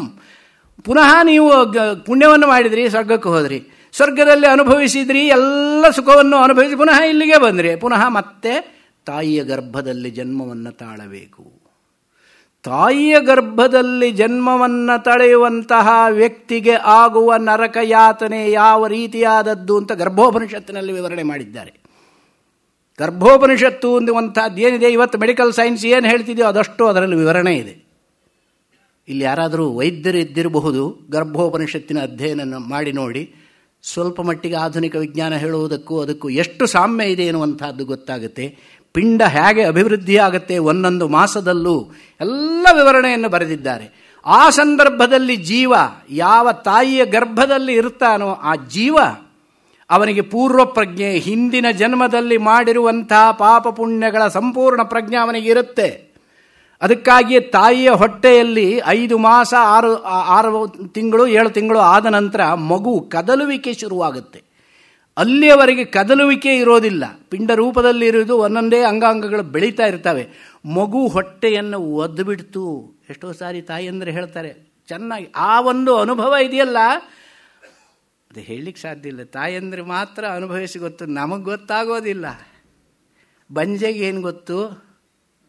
ತಾಯಿಯ ಸಂಕಟ, ಹೆರಿಗೆ ಸಂಕಟ ಅಂತ ಹೇಳ್ತಾರೆ. ಆ ಒಂದು ಸಂದರ್ಭದಲ್ಲಿ ಮಗು ಕದಲುವಿಕೆ ಎನ್ನುವಂಥದ್ದು ಇದೆಯಲ್ಲ, ಕೈಕಾಲು ಆಡಿಸುವಂಥದ್ದು, ನೀವು ಯೋಚನೆ ಮಾಡಿ. ಆ ಮಗು ಹೊಟ್ಟೆಯಲ್ಲಿ ಇರ್ತದೆ, 9 ಮಾಸಗಳವರೆಗೆ ಇದ್ದಾಗ ಯಾವಾಗ ಅದರ ಮನಸ್ಸಿನ ಒಂದು ಜಾಗೃತ ಸ್ಥಿತಿ ಬರುತ್ತೋ, ಗರ್ಭದಲ್ಲಿದ್ದಾಗ ತನ್ನ ಹಿಂದಿನ ಕರ್ಮಗಳನ್ನೆಲ್ಲ ಅನುಭವಿಸಿ ಆ ಪಾಪವನ್ನು ಮಾಡಿ ಅದರ ಫಲವಾಗಿ ನಾನು ಈ ಅಂಧಕಾರದಲ್ಲಿದ್ದೇನೆ. ಯಾವ ರೀತಿಯಾದಂಥ ಅಂಧಕಾರ? ವಿಣ್ಮೂತ್ರ ಮೇಧ್ಯ ಮಧ್ಯೆ ಕ್ವಥೇತಿ ನಿತರಾಂ ಜಾಠರೋ ಜಾತವೇದಾಹ. ಭಗವತ್ಪಾದರು ಹೇಳಿದ್ದಾರೆ, ಆದೌ ಕರ್ಮ ಪ್ರಸಂಗಾತ್ ಕಲಯತಿ ಕಲುಷಂ ಮಾತೃಕುಕ್ಷೌ ಸ್ಥಿತಂ ಮಾಂ ವಿಣ್ಮೂತ್ರ ಮೇಧ್ಯ ಮಧ್ಯೆ ಕ್ವಥಯತಿ ನಿತರಾಂ ಜಾಠರೋ ಜಾತವೇದಾಹ. ಯದ್ಯದ್ವೈ ತತ್ರ ದುಃಖಂ ಕ್ವಥಯತಿ ವ್ಯಥಯತಿ ನಿತರಾಂ ಶಕ್ಯತೆ ಕೇನ ವಕ್ತುಂ ಕ್ಷಂತವ್ಯೋ ಮೇಪರಾಧ ಶಿವ ಶಿವ ಶಿವಭೋ ಶ್ರೀ ಮಹಾದೇವ ಶಂಭೋ. ಪರಮಾತ್ಮನನ್ನು ಧ್ಯಾನ ಮಾಡೋದು ಹೇಗೆ ಮಾಡಬೇಕು ಅಂತ ಕೇಳಿದರೆ ಅಲ್ಲಿ ಹೇಳಿದ್ದಾರೆ, ನಾನು ಯಾವುದೋ ಒಂದು ಕರ್ಮವನ್ನು ಹಿಂದಿನ ಜನ್ಮಗಳಲ್ಲಿ ಮಾಡಿರುವಂತಹ ಕರ್ಮದ ಫಲವಾಗಿ ಈ ಒಂದು ಜನ್ಮವನ್ನು ತಾಳ್ತಾ ಇದ್ದೇನೆ. ಈ ಜನ್ಮವನ್ನು ತಾಳ್ತಾ ಇದ್ದಾಗ ನಾನು ಈಗ ಗರ್ಭವಾಸ ಅನ್ನುವಂತಹ ಒಂದು ಪಾಪದ ಫಲವನ್ನು ಅನುಭವಿಸ್ತಾ ಇದ್ದೇನೆ. ಗರ್ಭವಾಸದಲ್ಲಿ ನಾನು ಹೇಗಿದ್ದೇನೆ? ವಿಣ್ಮೂತ್ರ ಅಮೇಧ್ಯ ಮಧ್ಯೆ, ಮಲ ಮೂತ್ರ ರಕ್ತ ಮಾಂಸ ಇವುಗಳ ಮಧ್ಯದಲ್ಲಿ ಅಂಧಕಾರದಲ್ಲಿ ಸಿಕ್ಕಿ ತೊಳಲಾಡ್ತಾ ಇದ್ದೇನೆ. ಇವುಗಳ ಮಧ್ಯದಲ್ಲಿ ತೊಳಲಾಡ್ತಾ ಇದ್ದಂಥ ವ್ಯಕ್ತಿಗೆ ಆ ಬುದ್ಧಿ ಮನಸ್ಸು ಜಾಗೃತವಾಗಿದ್ದಾಗ ಯಾವ ರೀತಿ ದುಃಖ ಆಗಬಹುದು ಊಹೆ ಮಾಡಿ. ಹೊರಗೆ ಬರುವ ಸ್ವಾತಂತ್ರ್ಯವಿಲ್ಲ, ದುಃಖವನ್ನು ಪರಿಹಾರ ಮಾಡಿಕೊಳ್ಳುವ ಚೈತನ್ಯವಿಲ್ಲ. ಹೋಗಲಿ, ಮರೆತು ಹೋಗಿದೆಯೋ, ಕೋಮಾ ಸ್ಟೇಜಲ್ಲಿದ್ದಾನೋ ಕೇಳಿದರೆ ಜಾಗೃತನಾಗಿದ್ದಾನೆ. ಇದೆಂತಹ ದುಃಖ? ಅದು ದುಃಖದ ಫಲವಾಗಿ, ಅದಕ್ಕೋಸ್ಕರವಾಗಿ ಪರಮಾತ್ಮ ಈ ರೀತಿಯಾದ ದುಃಖವನ್ನು ಕೊಡ್ತಾನಂತೆ. ಯಾವ ಯಾವ ಜೀವಿಗೆ ಅಲ್ಪಕಾಲದಲ್ಲಿ ಗರ್ಭವಾಸ ಇದೆಯೋ ಅದು ಅಲ್ಪ ದುಃಖದ ಪರಿಣಾಮ. ಯಾವ ಯಾವ ಜೀವಿಗೆ ಹೆಚ್ಚು ಕಾಲ ದುಃಖವನ್ನು ಅನುಭವಿಸುವಂಥದ್ದಿದೆಯೋ ಹೆಚ್ಚಿನ ಪಾಪದ ಪರಿಣಾಮ. ಅದಕ್ಕೆ ಗರ್ಭವಾಸ ಅನ್ನುವಂಥದ್ದು ಪಾಪದ ಫಲವಾಗಿ ದುಃಖದ ಅನುಭವಕ್ಕೆ ಬರುವಂಥದ್ದು. ಆ ಗರ್ಭವಾಸವನ್ನು ಮಾಡ್ತಾ ಇದ್ದ ಸಂದರ್ಭದಲ್ಲಿ ಜೀವ ಯೋಚನೆ ಮಾಡ್ತಾನಂತೆ, ಇಲ್ಲಿಂದ ಹೊರಗಡೆ ಹೋದರೆ ಸಾಕು, ನಾನು ಇನ್ನು ಮುಂದೆ ಇಂಥ ಪಾಪದ ಕೆಲಸ ಮಾಡೋದಿಲ್ಲಪ್ಪ, ನನಗೆ ಬೇಡವೇ ಬೇಡ. ಈ ದುಃಖ ಪುನಃ ಪುನಃ ಈ ಒಂದು ಗರ್ಭವಾಸ, ಈ ರೀತಿಯಾದ ಜನ್ಮ ಇದು ಯಾರಿಗೆ ಬೇಕಪ್ಪ? ನಾನು ಖಂಡಿತ ಇಂಥದ್ದು ಮಾಡೋದಿಲ್ಲ. ಏನಾದರೂ ಮಾಡೋದಿದ್ರೆ ಭಗವದ್ಧ್ಯಾನ ಮಾಡ್ತೇನೆ, ಒಳ್ಳೆ ಕೆಲಸವನ್ನೇ ಮಾಡ್ತೇನೆ, ಪುಣ್ಯ ಕೆಲಸವನ್ನೇ ಮಾಡ್ತೇನೆ, ಪರಮಾತ್ಮ ಸಾಕ್ಷಾತ್ಕಾರಕ್ಕೆ ಏನು ಬೇಕೋ ಅದನ್ನೇ ಮಾಡ್ತೇನೆ ನಾನು ಅಂಥದ್ದು ಅನುಕ್ಷಣವೂ ಚಿಂತನೆ ಮಾಡ್ತಾ ಇರುತ್ತೆ ಈ ಜೀವ ಗರ್ಭದಲ್ಲಿದ್ದಾಗ. ಒಂದು ಕ್ಷಣದಲ್ಲಿ ಈಚೆಗೆ ಬಂದಾಗ ವೈಷ್ಣವೀ ಮಾಯೆಯಿಂದ ಪ್ರೇರಿತವಾಗಿ ಹಿಂದಿನದೆಲ್ಲ ಮರೆತು ಬಿಡುತ್ತಾನೆ. ಆವಾಗ ನಾನೇ ನಾನು ಮೆರೆಲಿಕ್ಕೆ ಶುರು ಮಾಡ್ತಾನೆ ಮನುಷ್ಯ. ಇದು ಮನುಷ್ಯನ ಜನ್ಮದ ಒಂದು ಸ್ವರೂಪ. ಆ ರೀತಿಯಾಗಿ ಬರೋದಕ್ಕೆ ಕಾರಣವೇನು? ಹಿಂದಿನ ಜನ್ಮದಲ್ಲಿ ಮಾಡಿದ ಕರ್ಮಗಳು. ಆ ಕರ್ಮಗಳನ್ನು ನೀನು ಹೇಗೆ ಮಾಡಬೇಕು? ಸಂಕಲ್ಪಪೂರ್ವಕವಾಗಿ ಮಾಡಬೇಡ. ಸಂಕಲ್ಪ ಅಂತ ಹೇಳಿದ್ರೇನು? ಮನಸ್ಸಿನಲ್ಲಿ ಇದರಿಂದ ನನಗೆ ಇಂಥ ಫಲವಾಗಲಿ ಅಂತ ಬಯಸೋದೇ ಸಂಕಲ್ಪ. ಸಂಕಲ್ಪ ಅಂತ ಹೇಳಿದರೆ ಯಾರೋ ಪುರೋಹಿತರು ಹೇಳ್ತಾರಲ್ಲ, ಅದು ಸಂಕಲ್ಪವಲ್ಲ. ಯಜಮಾನನ ಮನಸ್ಸಿನಲ್ಲಿ ಉಂಟಾಗುವ ಫಲವಿಷಯಕ ಕಾಮನೆ ಇದೆಯಲ್ಲ, ಅದು ಸಂಕಲ್ಪ. ಆ ಸಂಕಲ್ಪ ಇದ್ದವನು ಪರಮಾತ್ಮನನ್ನು ಹೇಗೆ ನೋಡ್ತಾನೆ? ಆ ಸಂಕಲ್ಪ ಇದ್ದರೆ ಅವನ ಆ ಫಲವನ್ನು ಅನುಭವಿಸೋದಕ್ಕೆ ಅನುರೂಪವಾದ ಜನ್ಮವನ್ನು ತಳೀತಾನೆ. ಅನುರೂಪವಾದ ಕಾಲವಾಗಲಿ ಅಥವಾ ದೇಶವಾಗಲಿ. ಅದಕ್ಕೋಸ್ಕರವಾಗಿ ಯಾರು ಸ್ವರ್ಗಾದಿ ಲೋಕಕ್ಕೆ ಹೋಗಿರ್ತಾನೋ ಆ ಮನುಷ್ಯ ಸ್ವರ್ಗಾದಿ ಭೋಗವನ್ನು ಅನುಭವಿಸಿದ ನಂತರ ಅಥವಾ ನರಕಕ್ಕೆ ಹೋದರೆ ನರಕ ದುಃಖವನ್ನು ಅನುಭವಿಸಿದ ನಂತರ ಅವನು ಬರುವಾಗ ಹೇಗೆ ಬರ್ತಾನೆ? ತತಶೇಷೇಣ ವಿಶಿಷ್ಟ ಜಾತಿ ಕುಲ ವೃತ್ತ ರೂಪ ವಿತ್ತ ಆಯುಶ್ರುತ ವೇದಸೋ ಜನ್ಮ ಪ್ರತಿಪದ್ಯಂತೆ. ವಿಶಿಷ್ಟವಾದಂಥ ಜಾತಿ, ವಿಶಿಷ್ಟವಾದ ಕುಲ, ವಿಶಿಷ್ಟವಾದ ದೇಶ, ವಿಶಿಷ್ಟವಾದ ಕಾಲ, ವಿಶಿಷ್ಟವಾದ ರೂಪ, ವಿಶಿಷ್ಟವಾದ ಆಯಸ್ಸು, ವಿಶಿಷ್ಟವಾದ ಐಶ್ವರ್ಯ ಎಲ್ಲರಿಗೂ ಒಂದೇ ರೀತಿ ಇರೋದಿಲ್ಲ ತಾನೆ.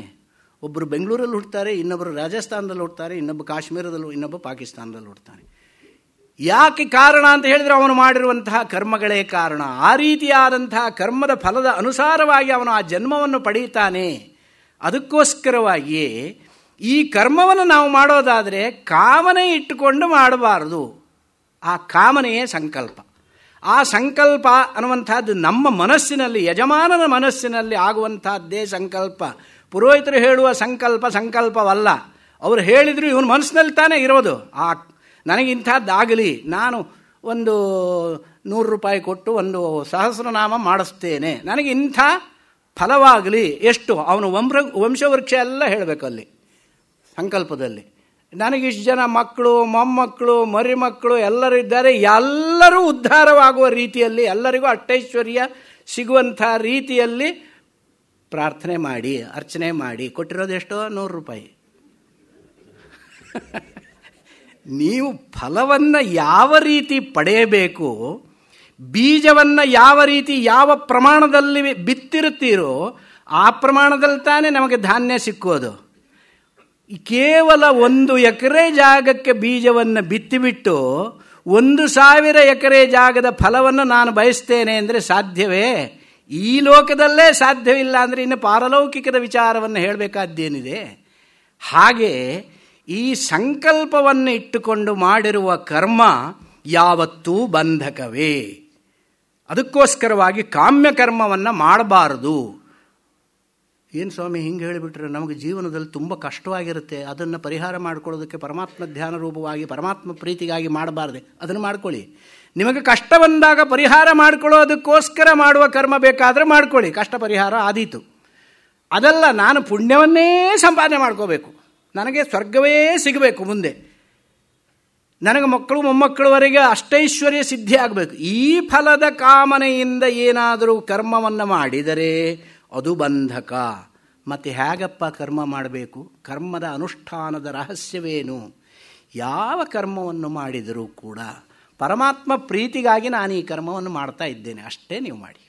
ಯಾವುದೇ ಕರ್ಮವನ್ನು ಮಾಡಿ, ನನಗಾಗಿ ನಾನು ಈ ಕರ್ಮ ಮಾಡ್ತಾ ಇಲ್ಲ. ಕರ್ಮ ಏನು ಬೇಕಾದರೂ ಮಾಡಿ, ಪರಮೇಶ್ವರ ಪ್ರೀತಿ. ಅದಕ್ಕೆ ನಮ್ಮ ಭಾರತೀಯ ಸಂಪ್ರದಾಯದಲ್ಲಿ ಇರುವಂತಹದ್ದು ಪ್ರತಿಯೊಂದು ಸಂಕಲ್ಪದಲ್ಲೂ ಕೂಡ ಪರಮೇಶ್ವರ ಪ್ರೀತ್ಯರ್ಥಂ ಅನ್ನುವಂಥದ್ದಿದೆ. ಅದಕ್ಕಿಂತ ಮುಂಚೆ ಇದೆಲ್ಲ ನಾವು ಸೇರಿಸ್ಕೊಂಡಿದ್ದು ನಮ್ಮ ಸ್ವಾರ್ಥಕ್ಕಾಗಿ. ಆ ಒಂದು ಸಂಕಲ್ಪಕ್ಕೆ ಅರ್ಥವೇ ಇಲ್ಲ, ಅದನ್ನು ಮಾಡಿದರೆ ಬಂಧನ. ಪರಮೇಶ್ವರ ಪ್ರೀತ್ಯರ್ಥಂ. ಯಾಕೆ ಹೀಗೆ? ಯೋಗಕ್ಷೇಮ ವಹಾಮ್ಯಹಂ. ಅವನು ಹೇಳಿದ, ನೀವು ಶರಣಾಗತರಾಗಿ ಅವನ ಪ್ರೀತಿಗಾಗಿ ನೀವು ಕರ್ಮ ಮಾಡ್ತಿದ್ದೀರಿ ಅಂತ ಹೇಳಿದರೆ ನಿಮ್ಮ ಯೋಗಕ್ಷೇಮ ಅವನು ನೋಡ್ಕೊಳ್ತಾನೆ. ನೀವು ದುಡ್ಡೆಲ್ಲ ಹಾಕಿ ಇನ್ಶೂರೆನ್ಸ್ ನೋಡ್ಕೊಳ್ಳುತ್ತೆ, ಹಾಗೆ ಅವನು ಇನ್ಶೂರೆನ್ಸ್ ಏಜೆಂಟ್ ಇದ್ದ ಹಾಗೆ ಪರಮಾತ್ಮ. ಅವನು ನೋಡ್ಕೊಳ್ತಾನೆ ನಿಮ್ಮ ಯೋಗಕ್ಷೇಮವನ್ನು. ಅದಕ್ಕಾಗಿ ಮಾಡಬೇಕಾದ್ದೇನು? ನಾವು ಮಾಡೋ ಕರ್ಮವನ್ನೆಲ್ಲ ಪರಮಾತ್ಮ ಪ್ರೀತಿಗಾಗಿ ಮಾಡ್ತಾ ಇದ್ದೇನೆ ಅಂದರೆ ಫಲಾಪೇಕ್ಷೆ ಇಲ್ಲದೆ ನಾನು ಮಾಡುವ ಕರ್ಮವೆಲ್ಲ ಪರಮಾತ್ಮನಿಗಾಗಿ ಅನ್ನುವಂಥ ರೀತಿಯಲ್ಲಿ ಮಾಡಿದರೆ ನಿಮ್ಮ ಪುಣ್ಯವೆಲ್ಲ ಸಂಚಯನವಾಗುತ್ತೆ. ಸಂಚಯನವಾದದ್ದು ನೀವು ಅದರ ಫಲವನ್ನು ಸ್ವರ್ಗಾದಿ ಭೋಗಗಳನ್ನು ಅನುಭವಿಸಬೇಕಾಗಿ ಬರೋದಿಲ್ಲ. ಹಾಗಾದರೆ ಆ ಪುಣ್ಯ ಏನಕ್ಕೆ? ಅದು ಸ್ವರ್ಗಭೋಗ ಇಲ್ಲ ಅಂದರೆ ಆ ಪುಣ್ಯ ಏನಕ್ಕಪ್ಪ ಅಂತ ಕೇಳಿದರೆ, ಆ ಪುಣ್ಯದಿಂದ ನಿಮ್ಮ ಬುದ್ಧಿ ಶುದ್ಧಿಯಾಗತ್ತೆ, ನಿಮ್ಮ ಮನಸ್ಸು ಶುದ್ಧಿಯಾಗತ್ತೆ. ಶುದ್ಧವಾದ ಮನಸ್ಸಿನಲ್ಲಿ ಶುದ್ಧವಾದ ಬುದ್ಧಿಯಲ್ಲಿ ಪರಮಾತ್ಮ ಸ್ವರೂಪ ಪ್ರತಿಬಿಂಬಿತವಾಗತ್ತೆ.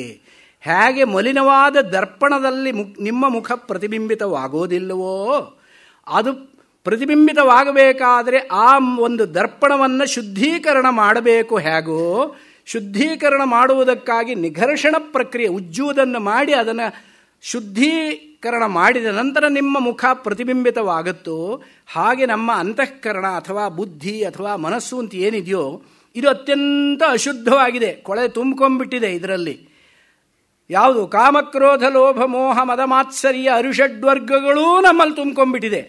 ಅಷ್ಟೇ ಅಲ್ಲ, ಕಾಮ ಸಂಕಲ್ಪೋ ವಿಚಿಕಿತ್ಸಾ ಶ್ರದ್ಧಾ ಅಶ್ರದ್ಧಾ ಧೃತಿ ಅಧೃತಿ ಹ್ರೀಹಿ ಧೀಹಿ ಭೀಹಿ ಇತ್ಯೇತತ್ ಸರ್ವಂ ಮನ ಏವ ಅಂತ ಶ್ರುತಿ ಹೇಳುತ್ತೆ. ಇವೆಲ್ಲವೂ ಕೂಡ ಮನಸ್ಸಿನ ಧರ್ಮಗಳು. ಈ ಧರ್ಮಗಳಿಂದ ಕೂಡಿರುವಂತಹ ಮನಸ್ಸಿನಲ್ಲಿ ಅನೇಕ ವಿಧವಾದಂತಹ ಕಾಲುಷ್ಯ ಅನ್ನುವಂಥದ್ದು ಇದೆ. ಕೆಲವರಿಗೊಂದು ರೋಗ ಇರುತ್ತೆ. ಏನು ಅಂದರೆ ತಾನು ಮಾತ್ರ ಚೆನ್ನಾಗೇ ಇರ್ತಾನೆ, ತನಗೇನೂ ಕೊರತೆ ಇರೋದಿಲ್ಲ, ಆದರೆ ಇನ್ನೊಬ್ಬರಿಗೆ ಏನಾದರೂ ಒಳ್ಳೆಯದಾದರೆ ಸಹಿಸೋದಿಲ್ಲ. ಅದು ಮಾತ್ಸರ್ಯ. ಮಾತ್ಸರ್ಯ ಅನ್ನೋ ಶಬ್ದ ಇದೆ. ಮಾತ್ಸರ್ಯ ಅಂತ ಹೇಳಿದರೆ ಮತ್ಸರೋ ಅನ್ಯ ಶುಭದ್ವೇಷ ಅಂತ ಅಮರದಲ್ಲಿ ಹೇಳಿದೆ. ಅನ್ಯ ಶುಭದ್ವೇಷ, ಇನ್ನೊಬ್ಬರಿಗೆ ಒಳ್ಳೆಯದಾದರೆ ಇವರು ಸಹಿಸೋದಿಲ್ಲ. ಅವನಿಗೆ ಯಾರಿಗೋ ಒಬ್ಬನಿಗೆ ಪ್ರಮೋಷನ್ ಸಿಕ್ತು ಅಂತ ಹೇಳಿದರೆ ಇವನು 4 ದಿವಸ ನಿದ್ದೆ ಬಿಡ್ತಾನೆ. ಈ ಒಂದು ದೌರ್ಭಾಗ್ಯಕ್ಕೆ ಏನು ಹೇಳೋಣ? ಇರಲಿ, ನಮ್ಮಂತೆ ಎಲ್ಲರೂ ಆತ್ಮವತ್ ಸರ್ವಭೂತೇಶು ನೋಡಬೇಕೇ ಬೇಡವೇ? ಆ ರೀತಿಯಾಗಿ ಮಾಡುವಂತಹದ್ದಿದೆಯಲ್ಲ, ಅದು ಮನಸ್ಸಿನ ಒಂದು ದೌರ್ಬಲ್ಯ, ಅದು ಪಾಪಹೇತು. ಆದ್ದರಿಂದ ಆ ಮನಸ್ಸಿನ ಒಂದು ಪಾಪ ಅನ್ನುವಂಥದ್ದು ಮಾಲಿನ್ಯವಾಗಿ ಕೂತ್ಕೊಂಡಿದ್ದಾಗ ಅಲ್ಲಿ ಪರಮಾತ್ಮ ಚಿಂತನೆ ಬರಲಿಕ್ಕೆ ಸಾಧ್ಯವಿಲ್ಲ. ಆ ಮನಸ್ಸು ಶುದ್ಧವಾಗಬೇಕಾದರೆ ಮೊದಲನೆಯದಾಗಿ ಕಾಮನೆಯನ್ನು ಬಿಡಬೇಕು, ಅದೇ ಸಂಕಲ್ಪವನ್ನು ಬಿಡಬೇಕು. ಅಂಥ ಸಂಕಲ್ಪವನ್ನು ಬಿಟ್ಟಂತಹ ಮನಸ್ಸಿನಲ್ಲಿ ಪರಮಾತ್ಮ ಸ್ವರೂಪ ಪ್ರತಿಫಲಿತವಾಗುತ್ತೆ. ಅಥವಾ ಪ್ರತಿಫಲಿತವಾಗದೇ ಇದ್ದರೂ ಕೂಡ ಪರಮಾತ್ಮ ವಿಷಯದಲ್ಲೇ ಧ್ಯಾನ ಮಾಡೋಣ, ಪರಮಾತ್ಮನ ಕರ್ಮಗಳನ್ನೇ ಮಾಡೋಣ ಇತ್ಯಾದಿಯಾದಂಥ ಪ್ರವೃತ್ತಿ ತಾನಾಗಿಯೇ ಬರುತ್ತೆ. ಎಲ್ಲರಿಗೂ ಆ ಪ್ರವೃತ್ತಿ ಬರೋದಿಲ್ಲ. ಯಾಕೆ? ಪುಣ್ಯ ಕಾರ್ಯವನ್ನು ಮಾಡ್ತಾ ಇದ್ದವನಿಗೆ ಪರಮಾತ್ಮನ ಪ್ರೀತಿಗಾಗಿ ಮಾಡಿರುವಂತಹ ಕರ್ಮ ತನ್ನ ಮನಸ್ಸಿನ ಶುದ್ಧಿಗೆ ಹೇತುವಾಗುತ್ತೆ. ಆ ದೃಷ್ಟಿಯಿಂದ ಮಾಡಿದಾಗ ಅವನನ್ನು ಮೋಕ್ಷ ಮಾರ್ಗದ ಕಡೆಗೆ ಆ ಬುದ್ಧಿಯೇ ಪ್ರೇರಣೆ ಮಾಡಿ ತಗೊಂಡು ಹೋಗುತ್ತೆ. ಒಂದು ಸಾರಿ ಬುದ್ಧಿಗೆ ಬಂತು ಅಂತ ಹೇಳಿಬಿಟ್ರೆ ಮತ್ತೆ ಯಾರು ಕೂಡ ಹಿಂದೆ ತಿರುಗಿ ನೋಡೋದಿಲ್ಲ, ಮುಂದೆ ಆ ದಾರಿಯಲ್ಲಿ ಸಾಗುತ್ತಾನೆ. ನೀವು ಯಾರಿಗೇ ಆಗಲಿ ಎಷ್ಟೇ ಬಲವಂತವಾಗಿ ಏನು ಹೇಳಿದರೂ ಯಾರೂ ಒಪ್ಪಲಿಕ್ಕಿಲ್ಲ. ಅವನ ಬುದ್ಧಿಗೆ ಬಂತು ಅಂದರೆ ಯಾರೂ ಹೇಳಬೇಕಾಗಿಲ್ಲ. ಹೌದು ತಾನೆ? ಆ ರೀತಿಯಾಗಿ ತನ್ನ ಬುದ್ಧಿಗೆ ಬರಬೇಕಾದ್ರೆ ಆ ಬುದ್ಧಿಯಲ್ಲಿ ಪ್ರಚೋದನೆ ಆಗಬೇಕು. ಆ ಪ್ರಚೋದನೆ ಮಾಡುವವನು ಪರಮಾತ್ಮ. ನೀನು ಈ ದಾರಿಯಲ್ಲಿ ಹೋಗು, ನಿನಗೆ ಒಳ್ಳೆಯದಾಗುತ್ತೆ. ನಮಗೆ ಪ್ರತಿಯೊಬ್ಬರಿಗೂ ಬುದ್ಧಿ ಇದೆ, ಎಲ್ಲರಿಗೂ ಇದೆ ತಾನೆ. ಯಾವುದೇ ಒಂದು ಕೆಲಸ ಮಾಡಲಿಕ್ಕೆ ಹೋಗುವಾಗ ಬುದ್ಧಿ ಏನು ಹೇಳುತ್ತೆ? 2 ಮಾರ್ಗವನ್ನು ತೋರುತ್ತೆ. ನೋಡು, ಇದು ಒಂದು ಒಳ್ಳೆ ಮಾರ್ಗ, ಇದು ಕೆಟ್ಟ ಮಾರ್ಗ. ಈ 2 ರೀತಿಯಾಗಿದ್ದಾಗ ಮನಸ್ಸು ಹೇಳುತ್ತೇನೆ ಕೆಟ್ಟ ಮಾರ್ಗಕ್ಕೆ ಹೋಗು. ಈಗ ಮನಸ್ಸಿದೆಯಲ್ಲ ಮಹಾ ಕೆಟ್ಟದು. ಮುಂದೆ ಅದರ ವಿಚಾರ ಇದರಲ್ಲೂ ವರ್ಣನೆ ಮಾಡ್ತಾರೆ ಮುಂದೆ. ಆ ಮನಸ್ಸು ಎಂಥದ್ದು ಅನ್ನುವಂಥದ್ದು, ಬುದ್ಧಿ ಹೇಗಿರಬೇಕು ಅನ್ನುವಂಥದ್ದು. ಹಾಗೆ ಇದ್ದಂತಹ ಶುದ್ಧವಾದ ಮನಸ್ಸಿನಲ್ಲಿ ಸಂಕಲ್ಪ ಅಥವಾ ಕಾಮನೆಗಳು ಇಲ್ಲದಿದ್ದಾಗ ಶುದ್ಧತೆ ಎನ್ನುವಂಥದ್ದು ಬರುತ್ತೆ. ಆ ಶುದ್ಧತೆ ಬಂದಾಗ ತಮ್ ಅಕ್ರತು ಪಶ್ಯತಿ. ಇಷ್ಟು ವರ್ಣನೆ ಹೇಳಬೇಕಾಯ್ತು ನೋಡಿ. ಹೇಗೆ ಅಕ್ರತು ಸಂಕಲ್ಪವಿಲ್ಲದೆ ಇದ್ದವನು ನೋಡ್ತಾನೆ. ವೀತಶೋಕ, ಒಂದು ಸಾರಿ ಆ ಪರಮಾತ್ಮನನ್ನು ನೋಡಿದ ಅಂತ ಹೇಳಿದರೆ ವೀತಶೋಕ, ಮುಂದೆ ಅವನಿಗೆ ಶೋಕ ಅನ್ನುವಂಥದ್ದು ಬರೋದಿಲ್ಲ. ಗೀತೆಯಲ್ಲಿ ಹೇಳಿದ್ದು ಅದೇ, ಅಶೋಚ ನನ್ನ ಶೋಚ ಪರಂತು ಮಾಶುಚ ವೀತಶೋಕ ತರತಿ ಶೋಕಂ ಆತ್ಮವಿತು. ಶ್ರುತಿ ಹೇಳುತ್ತೆ, ಯಾರು ಆತ್ಮನನ್ನು ತಿಳಿತಾನೋ ಅವನಿಗೆ ಶೋಕವಿರುವುದಿಲ್ಲ. ಅರ್ಜುನ ಆತ್ಮನನ್ನು ತಿಳಿದಿರಲಿಲ್ಲ, ಆದ್ದರಿಂದ ಶೋಕಮೋಹಾಭ್ಯಾಂ ಅಭಿಭೂತ ಚೇತಾ ಅರ್ಜುನ ನಯೋತ್ಸೈತಿ ಗೋವಿಂದಂ ಉಕ್ತ್ವಾ ತೂಷ್ಣೀಂ ಬಭೂವ. ನಾನು ಯುದ್ಧ ಮಾಡೋದಿಲ್ಲ ಅಂತ ಹೇಳಿಬಿಟ್ಟ. ಹಾಗೆ ಈ ಒಂದು ಶೋಕ ಅನ್ನುವಂಥದ್ದು ಮನಸ್ಸಿನಲ್ಲಿ ಇರುತ್ತಲ್ಲ, ಅದು ಪರಮಾತ್ಮ ಸ್ವರೂಪವನ್ನು ತಿಳಿದ ಕ್ಷಣದಲ್ಲೇನೆಯೇ ಸಮಯದಲ್ಲೇ ಅವನು ವೀತಶೋಕ. ಹೇಗೆ ಅಂದರೆ ಧಾತು ಪ್ರಸಾದ, ಧಾತುವಿನ ಪ್ರಸಾದ. ಧಾತುವಿನ ಪ್ರಸಾದ ಅಂತ ಹೇಳಿದ್ರೆ ಯಾವ ಧಾತು? ಧಾತು ಶಬ್ದಕ್ಕೆ ಎರಡು ಅರ್ಥ ಇದೆ. ಸಂಸ್ಕೃತದ ಧಾತು ಅಂದರೆ ಕ್ರಿಯಾಪದ ಇದೆ, ಅದಕ್ಕೆ ಧಾತು ಅದಲ್ಲ. ಇನ್ನೊಂದು ಧಾತು ಅಂತ ಹೇಳಿದರೆ ಶರೀರದಲ್ಲಿ ಸಪ್ತ ಧಾತುಗಳಿದ್ದಾವೆ ಆಯುರ್ವೇದದ ರೀತಿಯಾಗಿ, ಆ ಧಾತುಗಳು ಅಲ್ಲ. ಇಲ್ಲಿ ಧಾತು ಪ್ರಸಾದ ಅಂದರೆ ಇಂದ್ರಿಯಗಳ ಒಂದು ನಿಯಂತ್ರಣ. ಇಂದ್ರಿಯಗಳು ನಿಯಂತ್ರಿತವಾದಂತಹ ಸಂದರ್ಭದಲ್ಲಿ ಧಾತು ಪ್ರಸಾದಾತ್ ಮನಸ್ಸು ಮತ್ತೆಲ್ಲ ಕರಣಗಳು ಇಂದ್ರಿಯಗಳು ನಮ್ಮ ವಶಕ್ಕೆ ಬಂದಾಗ ಆವಾಗ ಅವನು ಆ ಪರಮಾತ್ಮನನ್ನು ನೋಡಲಿಕ್ಕೆ ಸಾಧ್ಯ. ಧಾತು ಪ್ರಸಾದಾತ್ ಆತ್ಮನಃ ಮಹಿಮಾನಂ ಪಶ್ಯತಿ. ಆತ್ಮನ ಒಂದು ಮಹಿಮೆ ಏನು ಅನ್ನುವಂಥದ್ದನ್ನು ಅವನು ನೋಡ್ತಾನಂತೆ. ಹೇಗಿದೆ ಆತ್ಮನ ಸ್ವರೂಪ ಅಂದರೆ ಆಸೀನೋ ದೂರಂ ವ್ರಜತಿ ಶಯಾನೋ ಯಾತಿ ಸರ್ವತಃ ಕಸ್ತಂ ಮದಾಮದಂ ದೇವಂ ಮದನ್ಯೋ ಜ್ಞಾತುಮರ್ಹತಿ. ಯಮ ಹೇಳ್ತಾ ಇರುವ ಮಾತು ನಚಿಕೇತನಿಗೆ, ನನ್ನನ್ನು ಬಿಟ್ಟು ಆ ಆತ್ಮನನ್ನು ತಿಳ್ಕೊಳ್ಳೋದಕ್ಕೆ ಯಾರಿಗೆ ಸಾಧ್ಯ ಅಂದರೆ ಇದು ಅಹಂಕಾರದ ಮಾತೇ ಅಲ್ಲ. ಮೇಲ್ನೋಟಕ್ಕೆ ಹಾಗೆ ತೋರುತ್ತೆ, ನಾನು ಮಾತ್ರ ತಿಳ್ಕೊಳ್ಳೋದಕ್ಕೆ ಸಾಧ್ಯ, ನನ್ನನ್ನು ಬಿಟ್ಟು ಬೇರೆ ಯಾರಿಗೂ ತಿಳ್ಕೊಳ್ಳೋಕೆ ಸಾಧ್ಯವಿಲ್ಲ ಅಂತ ಹೇಳಿದರೆ ಅರ್ಥವೇನು? ನನಗಿಂತ ಬೇರೆ ಆಗಿಲ್ಲ, ನನ್ನಲ್ಲಿ ಕವಿದಿರುವಂತಹ ಈ ಒಂದು ರಾಗದ್ವೇಷಾದಿಗಳನ್ನು ನಾನು ಬಿಟ್ಟಾಗ ನನ್ನನ್ನು ನಾ ತಿಳ್ಕೊಂಡೆ ಅಂತ ಅರ್ಥ. ನನ್ನನ್ನು ತಿಳಿಯೋವನು ಇನ್ನೊಬ್ಬ ಅಲ್ಲ, ನನ್ನನ್ನು ನಾನೇ ತಿಳ್ಕೊಳ್ಬೇಕು. ತಿಳಿಯೋವನು ನಾನೇ, ತಿಳಿಯಲ್ಪಡುವವನೂ ನಾನೇ. ನಾನು ತಿಳಿಯುವವನು, ನೀನು ತಿಳಿಯಲ್ಪಡುವವನು ಅಲ್ಲ, ಎರಡಲ್ಲ.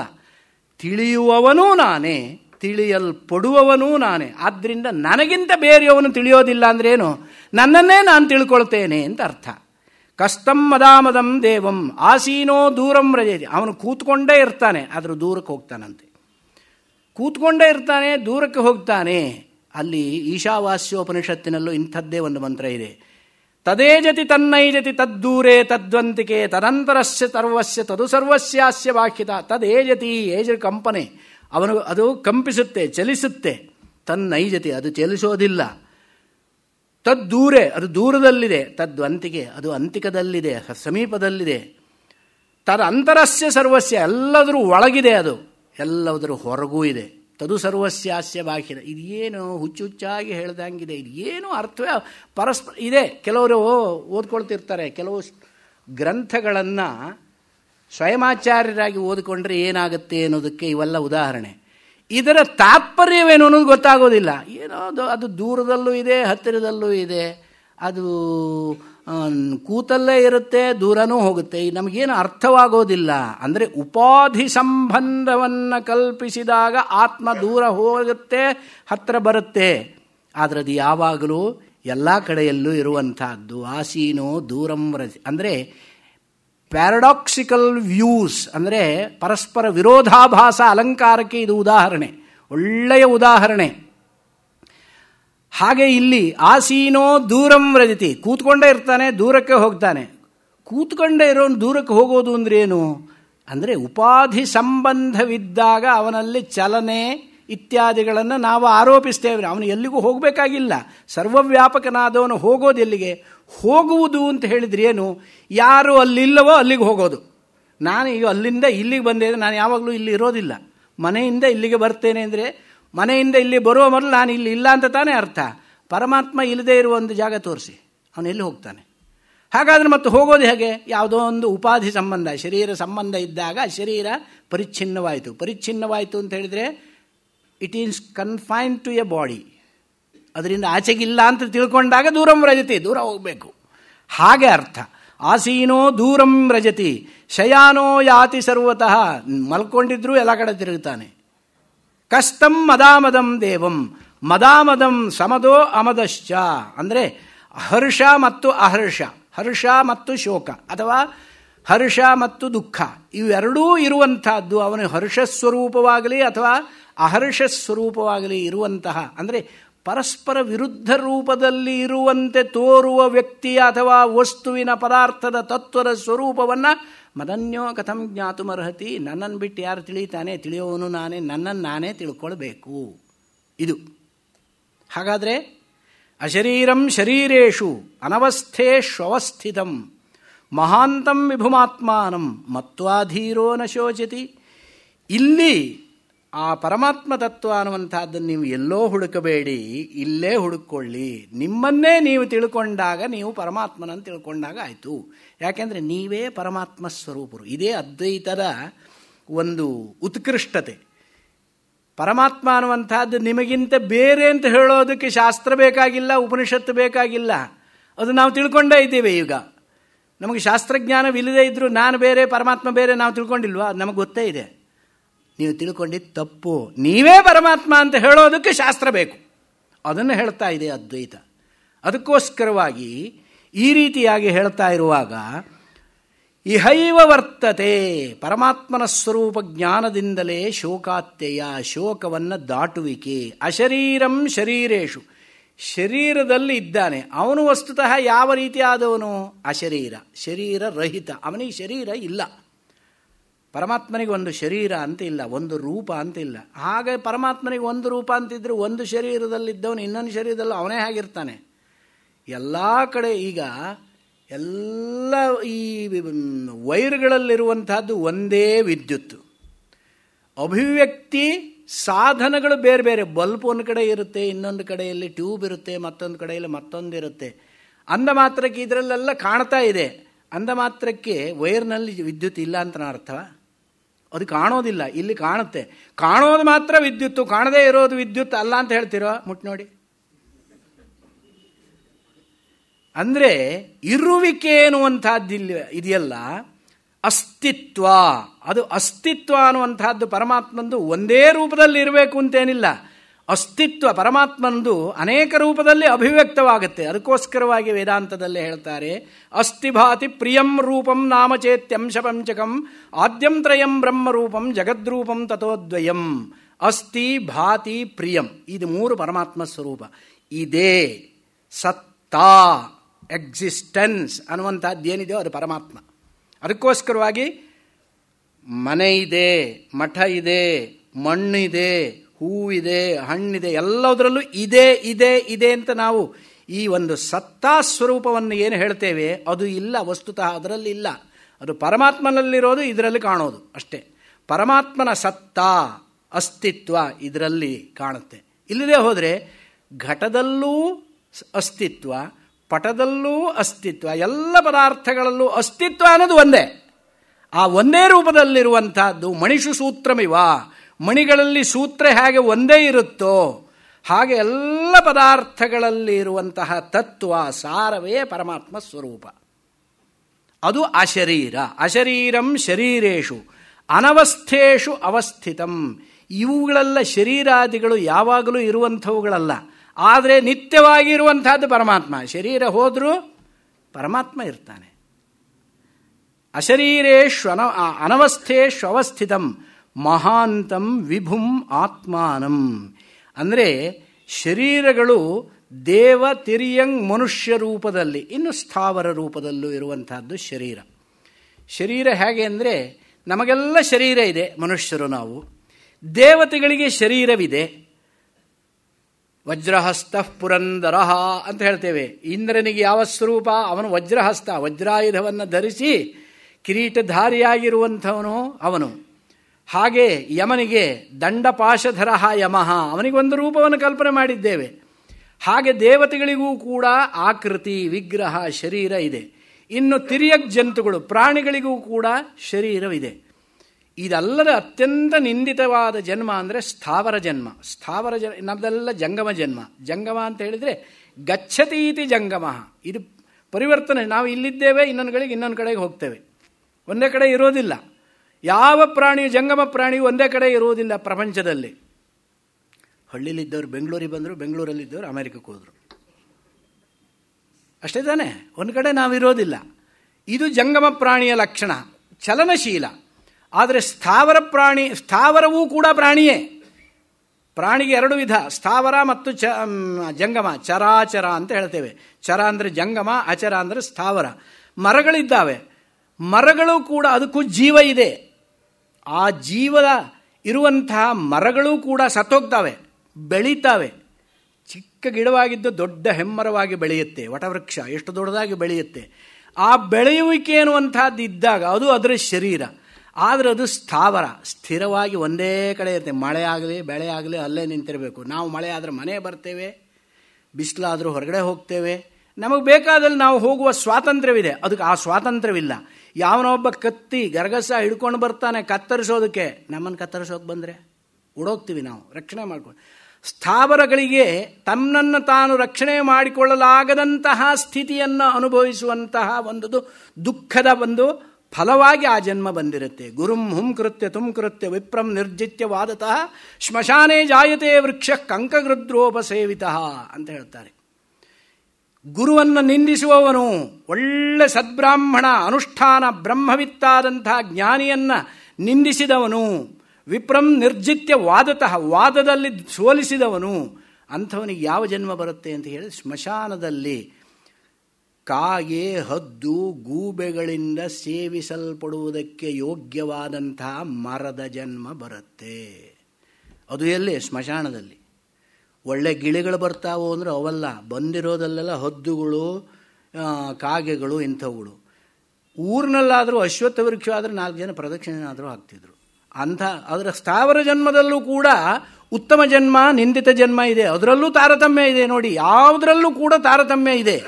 ಯಾಕೆಂದರೆ ತಾರತಮ್ಯವೇ ಪ್ರಪಂಚ ಸ್ವರೂಪ. ನೀವು ನಾಯಿ ಜನ್ಮ ನೋಡಿ, ನಾಯಿ ಜನ್ಮ ಅನ್ನುವಂಥ ಅದು ಅತ್ಯಂತ ನಿಂದಿತ ಜನ್ಮ.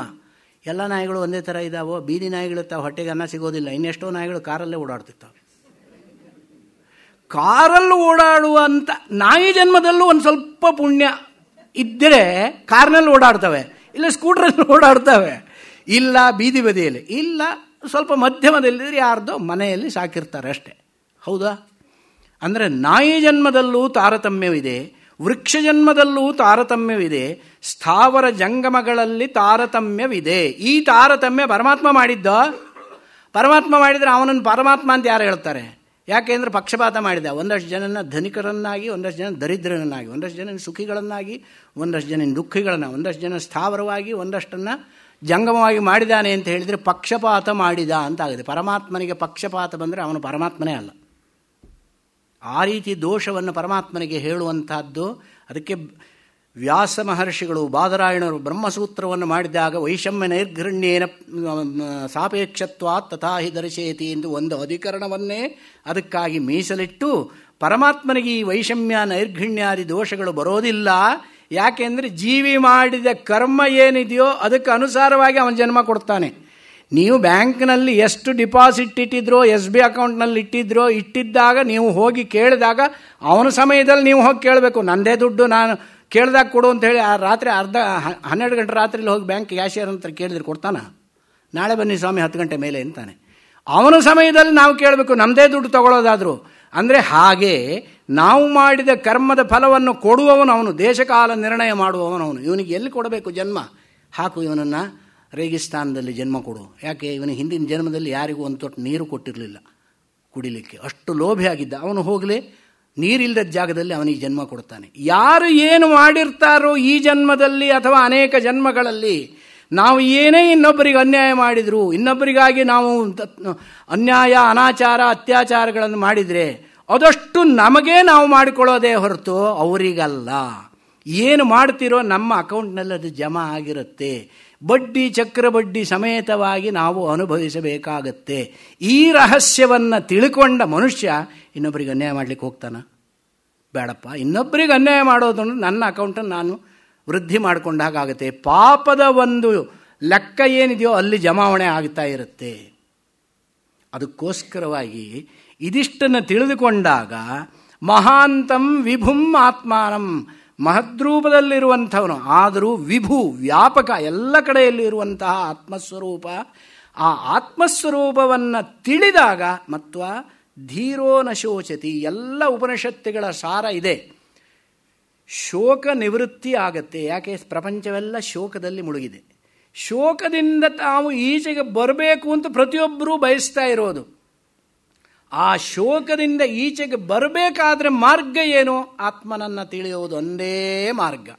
ಆತ್ಮನನ್ನು ತಿಳಿಯುವುದಕ್ಕೆ ಅನೇಕ ಸಾಧನಗಳು. ಆ ಸಾಧನಗಳನ್ನು ಅನುಷ್ಠಾನ ಮಾಡುವಂಥವರು ಅನೇಕ ಸಾಧಕರು. ಆ ಅನೇಕ ಸಾಧಕರು ಅನೇಕ ವರ್ಷಗಳವರೆಗೆ, ಅನೇಕ ಜನ್ಮಗಳವರೆಗೆ ಸಾಧನೆ ಮಾಡಿದಾಗ ಅನೇಕರಲ್ಲಿ ಅವನೋ ಒಬ್ಬ ಜ್ಞಾನವನ್ನು ಪಡೀತಾನೆ. ಬಹೂನಾಂ ಜನ್ಮನಾಮಂತೆ ಜ್ಞಾನವಾನ್ ಮಾಂ ಪ್ರಪದ್ಯತೆ ವಾಸುದೇವ ಸರ್ವಮಿತಿ ಸಮಹಾತ್ಮ ಸ ದುರ್ಲಭ. ಅನೇಕ ಜನ್ಮಗಳಲ್ಲಿ ಯಾರೋ ಕಶ್ಚಿನ್ಮಾಂ ವೇತ್ತಿ ತತ್ವತಃ, ಯಾವನೋ ಒಬ್ಬ ಎಲ್ಲರೂ ತಿಳಿಯೋದಕ್ಕಾಗೋದಿಲ್ಲ. ಅದಕ್ಕೆ ಗರ್ಭಸ್ಥೈವ ವಾಮದೇವ ಏವಮುವಾಚ ಅಹಂ ಮನುರಭವಂ ಸೂರ್ಯಶ್ಚ ಹೇಳ್ತಾರೆ. ವಾಮದೇವ ಮಹರ್ಷಿಗಳು ಗರ್ಭದಲ್ಲಿದ್ದಾಗಲೇ ಅವರಿಗೆ ಜ್ಞಾನ ಬಂದ್ಬಿಡ್ತಂತೆ. ಯಾವ ರೀತಿಯ ನಾನೇ ಸಾರ್ವಾತ್ಮ್ಯ ಭಾವವನ್ನು ಅವರು ಆವಾಗ ಅನುಭವಿಸಿಬಿಟ್ರಂತೆ. ಅಹಂ ಮನುರಭವಂ ಸೂರ್ಯಶ್ಚ, ನಾನೇ ಸೂರ್ಯನಾದೆ, ನಾನೇ ಮನುವಾದೆ, ನಾನೇ ಎಲ್ಲ ಆದೆ ಅಂದ್ರೇನು? ಅಹಂ ಬ್ರಹ್ಮಾಸ್ಮಿ ಅನ್ನುವಂಥ ಜ್ಞಾನ ಅವರಿಗೆ ಆ ಸಮಯದಲ್ಲೇ ಬಂತು. ಆ ಜ್ಞಾನ ಬರೋದಕ್ಕೆ ಆ ಸಮಯ ಈ ಸಮಯ ಅಂತಿಲ್ಲ. ಯಾವಾಗ ಇವನು ಪ್ರಾಪಂಚಿಕ ವ್ಯವಹಾರದಿಂದ ಸಂಪೂರ್ಣವಾಗಿ ಬಿಡುಗಡೆಯನ್ನು ಪಡೆಯುವುದಕ್ಕೆ ಬೇಕಾಗುವ ಸಾಧನಾನುಷ್ಠಾನಗಳನ್ನು ಮಾಡಿರ್ತಾನೋ ಅದು ಆ ಕ್ಷಣದಲ್ಲಿ ಫಲವನ್ನು ಕೊಡುತ್ತೆ. ಅದು ಯಾವ ಸಮಯ ಅಂತ ಹೇಳಲಿಕ್ಕಾಗೋದಿಲ್ಲ. ಎಷ್ಟೋ ಜನ ಅವಧೂತರನ್ನು ನಾವು ಕೇಳಿದ್ದೇವೆ, ನಾವು ನೋಡಿದ್ದೇವೆ. ಅವಧೂತರ ಕಥೆಗಳನ್ನು ಕೇಳಿದರೆ ಅದು ನಮಗೆ ಕಥೆಯಾಗಿ ಕೇಳುತ್ತೆ. ಆಶ್ಚರ್ಯವಾಗಿ ಆಶ್ಚರ್ಯೋ ವಕ್ತ ಕುಶಲೋಸ್ಯ ಲಬ್ಧ ಆಶ್ಚರ್ಯೋ ಜ್ಞಾತ ಮುಂದೆ ಹೇಳ್ತಾನೆ ಅವನೇ. ಮೊದಲೇ ಹೇಳಿದ್ದಾನೆ ನಚಿಕೇತ, ಈ ಒಂದು ಸ್ವರೂಪವನ್ನು ಹೇಳುವಂಥವರು ಇದ್ದಾರೆ ಅಂದರೆ ಅದು ದೊಡ್ಡ ಆಶ್ಚರ್ಯ, ಕೇಳೋರಿದ್ದಾರೆ ಅಂದರೆ ಅದು ಇನ್ನೂ ದೊಡ್ಡ ಆಶ್ಚರ್ಯ. ಯಾಕೆಂದರೆ ಆತ್ಮವಿಚಾರದಲ್ಲಿ ಕೇಳೋರೇ ಯಾರೂ ಇರೋದಿಲ್ಲ. ಅಂಥ ಸ್ವರೂಪವನ್ನು ಅನುಭವಿಸಿದಂಥವರು ಅವಧೂತರು, ಅವರು ಜೀವನ್ಮುಕ್ತರು. ಪ್ರಾತಸ್ಮರಣೀಯರಾದಂಥ ಚಂದ್ರಶೇಖರ ಭಾರತಿ ಮಹಾಸ್ವಾಮಿಗಳು, ಪ್ರಾತಸ್ಮರಣೀಯರಾದಂಥ ಕಂಚಿಯ ಪರಮಾಚಾರ್ಯರು, ಹಾಗೆ ಇಲ್ಲಿ ಸಖರಾಯಪಟ್ಟಣದಲ್ಲಿ ಒಬ್ಬರು ಅವಧೂತರಿದ್ದರು. ಹಾಗೆ ಪುತ್ತೂರಿನಲ್ಲಿ ಒಬ್ಬರು ಪುತ್ತೂರಜ್ಜ ಅಂತೊಬ್ಬರು ಇದ್ದರು, ನೀವು ಕೇಳಿರಬಹುದು. ತರಂಗದಲ್ಲಿ ಒಂದು ಸಾರಿ ಅವರ ಬಗ್ಗೆ ಲೇಖನ ಬಂದಿತ್ತು. ಅವರಿಗೆ ವೇದಾಂತ ಗೊತ್ತಿಲ್ಲ, ಶಾಸ್ತ್ರ ಗೊತ್ತಿಲ್ಲ. ನಮ್ಮ ಶಾಸ್ತ್ರಜ್ಞಾನವನ್ನು ತಿಳಿದವರು, ವೇದಾಂತವನ್ನು ತಿಳಿದವರು ಹೋಗಿ ಅವರ ಹತ್ರ ಅವರು ಎಂಥವರು ಅಂತ ತಿಳಿದುಕೊಂಡು ಬಂದಿದ್ದಾರೆ. ಹೇಗೆ ಅಂತ ಕೇಳಿದರೆ, ಅವ್ರ ಹತ್ರ ಹೋಗಿ ಕೇಳಿದರೆ, ನೀವು ಶಾಸ್ತ್ರ ಏನೋ ಹೇಳ್ತೀರಿ, ನಮ್ಗೆ ಅದೆಲ್ಲ ಗೊತ್ತಿಲ್ಲಪ್ಪ, ಶಾಸ್ತ್ರ ಏನೋ ಗೊತ್ತಿಲ್ಲ. ಅವರು 100 ವರ್ಷದ ಮೇಲಾಗಿತ್ತು ಬದುಕಿದ್ದು. ಅವ್ರಿಗೇನೋ ಹುಷಾರಿಲ್ಲ ಅಂತ ಹೇಳಿಬಿಟ್ಟು ಅವ್ರ ಶಿಷ್ಯರೆಲ್ಲ ಬಲವಂತ ಮಾಡಿ ಕರ್ಕೊಂಡು ಹೋಗಿ ಆಸ್ಪತ್ರೆಗೆ ಸೇರಿಸಿದರು. ಆಸ್ಪತ್ರೆಯಲ್ಲಿ ಸೇರಿಸಿದಾಗ ಡಾಕ್ಟ್ರು ಅವರ ದೇಹವನ್ನು ಪರೀಕ್ಷೆ ಮಾಡಿ ಇವರು ಇಷ್ಟು ದಿವಸ ಬದುಕಿರ್ಲಿಕ್ಕೆ ಸಾಧ್ಯವೇ ಇಲ್ಲ ಅಂದ್ಬಿಟ್ರು. ಯಾಕೆ? ಆ ಮೆಡಿಕಲ್ ಸೈನ್ಸಿಗೆ ಸಿಕ್ಕಲಾರದ ಸ್ಥಿತಿಯನ್ನು ತಲುಪಿದಂತಹವರು. ಅವರಿಗೆ ಈ ಶರೀರದಲ್ಲಿ ಮಮತ್ವ ಬುದ್ಧಿ ಇರಲಿಲ್ಲ.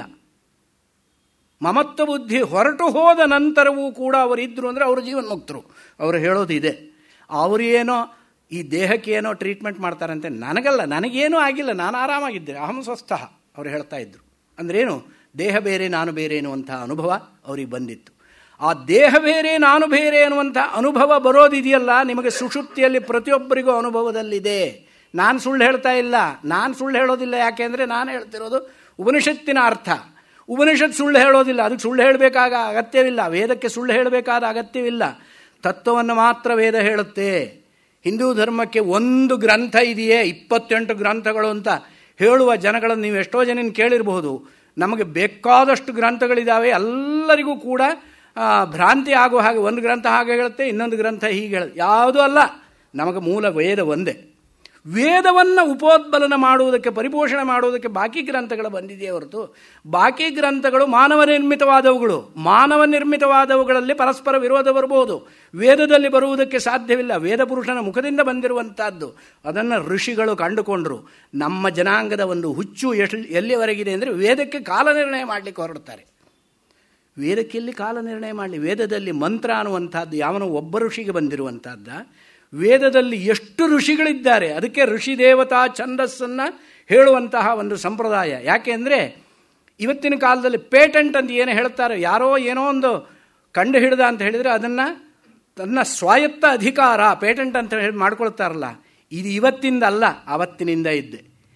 ಮಂತ್ರವನ್ನು ಕಂಡು ಹಿಡಿದಂತಹ ಋಷಿಗಳು ಅವನ ಹೆಸರನ್ನು ಹೇಳದೇ ಇದ್ದರೆ ಆ ಮಂತ್ರವನ್ನು ನಮಗೆ ಕೊಟ್ಟವ್ರು ಯಾರು ಅಂತ ಗೊತ್ತಾಗೋದು ಹೇಗೆ? ಅದಕ್ಕೋಸ್ಕರವಾಗಿ ವಿಶ್ವಾಮಿತ್ರ ಋಷಿ, ಸವಿತಾ ದೇವತಾ, ಗಾಯತ್ರಿ ಛಂದ ಯಾಕೆ ಹೇಳೋದು? ವಿಶ್ವಾಮಿತ್ರರು ಅದನ್ನು ಕಂಡು ಹಿಡಿದಿದ್ದು ಆ ಮಂತ್ರವನ್ನು. ಹಾಗೆ ಎಷ್ಟೊಂದು ಋಷಿಗಳು ಕಂಡು ಹಿಡಿದಿರುವಂಥ ವೇದ ರಾಶಿ.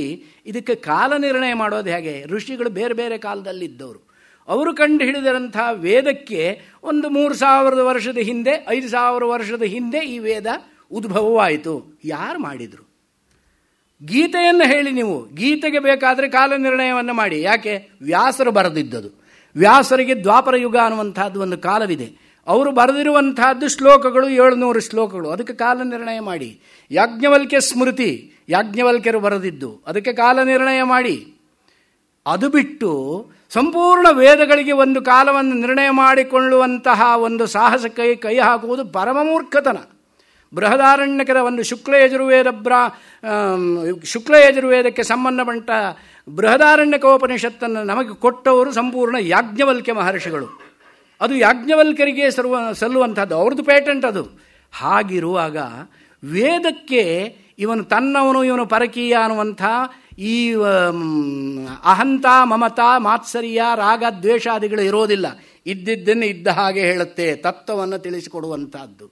ಅಂತಹ ವೇದ ಪರಮಾತ್ಮ ಸ್ವರೂಪವನ್ನು ನಮಗೆ ಯಾವ ರೀತಿ ತಿಳಿಸಿಕೊಡುತ್ತೋ ಅದನ್ನು ಆ ರೀತಿಯಾಗಿಯೇ ನಾವು ತಿಳಿಯಬೇಕು. ಇಲ್ಲ ನಾನು ಬೇರೆ, ನಂದೇ ಒಂದು ಬೇರೆ ದಾರಿ, ಊರಿಗೆಲ್ಲ ಒಂದು ದಾರಿ ಆದರೆ ಪೋರನಿಗೆ ಒಂದು ದಾರಿ ಅಂತ ಒಂದು ಮಾತು ಹೇಳ್ತಾರೆ. ಹಾಗೆ ನಾನು ಬೇರೆ ದಾರಿ ಹಿಡ್ಕೊಂಡು ಹೋಗ್ತೀನಿ ಅಂದರೆ ನೀನು ಹೋಗೋದು ಎಲ್ಲಿಗೋ. ಅದಕ್ಕೂ ಉದಾಹರಣೆ ಛಾಂದೋಗ್ಯೋಪನಿಷತ್ತಿನಲ್ಲಿ ಬರುತ್ತೆ. ಎಲ್ಲ ಯಾವ ರೀತಿಯಾಗಿ ಇರಬೇಕು ಅಂತ ಹೇಳಿದರೆ, ವೇದೋದಿತವಾದ ಮಾರ್ಗಕ್ಕೆ ಅನುಕೂಲವಾಗಿ ಬೇರೆ ಗ್ರಂಥಗಳು ಹುಟ್ಕೊಂಡ್ವೇ ಹೊರತು ನಮಗೆಲ್ಲರಿಗೂ ಒಂದೇ ಗ್ರಂಥ ಅಂತ ಹೇಳಿದರೆ ಹಿಂದೂ ಧರ್ಮಕ್ಕೂ ಒಂದು ಗ್ರಂಥ ಇಲ್ಲ. ನಮಗೆ ಹಿಂದೂ ಧರ್ಮವೇ ಅಲ್ಲ ನಮ್ಮದು ಸನಾತನ ಧರ್ಮ. ಹಿಂದೂ ಧರ್ಮ ಅಂತ ಬಂದಿದ್ದು ಈಚೆಗೆ ಕೆಲವೊಂದು ವರ್ಷಗಳ ನಂತರ. ಅದರಲ್ಲೂ ಅನರ್ಥ ಪರಂಪರೆ ಅಂತ ಆಗಿದ್ದಷ್ಟು ನಮಗೆ ಈ ಬ್ರಿಟಿಷರು ಯಾವಾಗ ಈ ದೇಶದ ಮೇಲೆ ದಾಳಿ ಮಾಡಿದರು ಆವತ್ತಿನಿಂದ ಅವರಿಗೆ ಉಚ್ಚಾರಣೆ ಮಾಡೋದು ಬರೋದಿಲ್ಲ. ಅವರ ದೌರ್ಭಾಗ್ಯ ಅದು.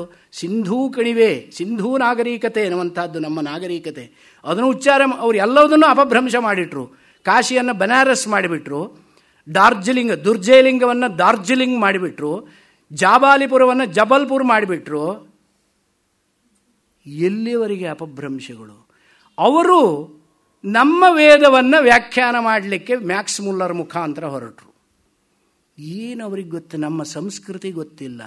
ಅವರು ಮಾಡಿರುವಂತಹ ಅಪವ್ಯಾಖ್ಯಾನಗಳು ಎಷ್ಟು ಇದ್ದಾವೆ ಅಂತ ಕೇಳಿದರೆ ಅವರಿಗೆ ಈ ಸಂಸ್ಕಾರ ಇಲ್ಲದೆ, ಈ ಸಂಸ್ಕೃತಿಯ ಪರಿಚಯ ಇಲ್ಲದೆ ನಾವು ಎಲ್ಲೋ ಹೋಗ್ಬಿಟ್ಟು ಈಗ ಅಫ್ಘಾನಿಸ್ತಾನದ ವಿಚಾರದಲ್ಲಿ ಹೋಗಿ ನಾವು ಒಂದು ಪುಸ್ತಕ ಬರೆದ್ರೆ ಅಲ್ಲಿ ಸಂಸ್ಕೃತಿಯ ಬಗ್ಗೆ ಹೇಗಾಗುತ್ತೆ ಏನಾದ್ರು ಗೊತ್ತಿದೆಯೋ ನಮಗೆ?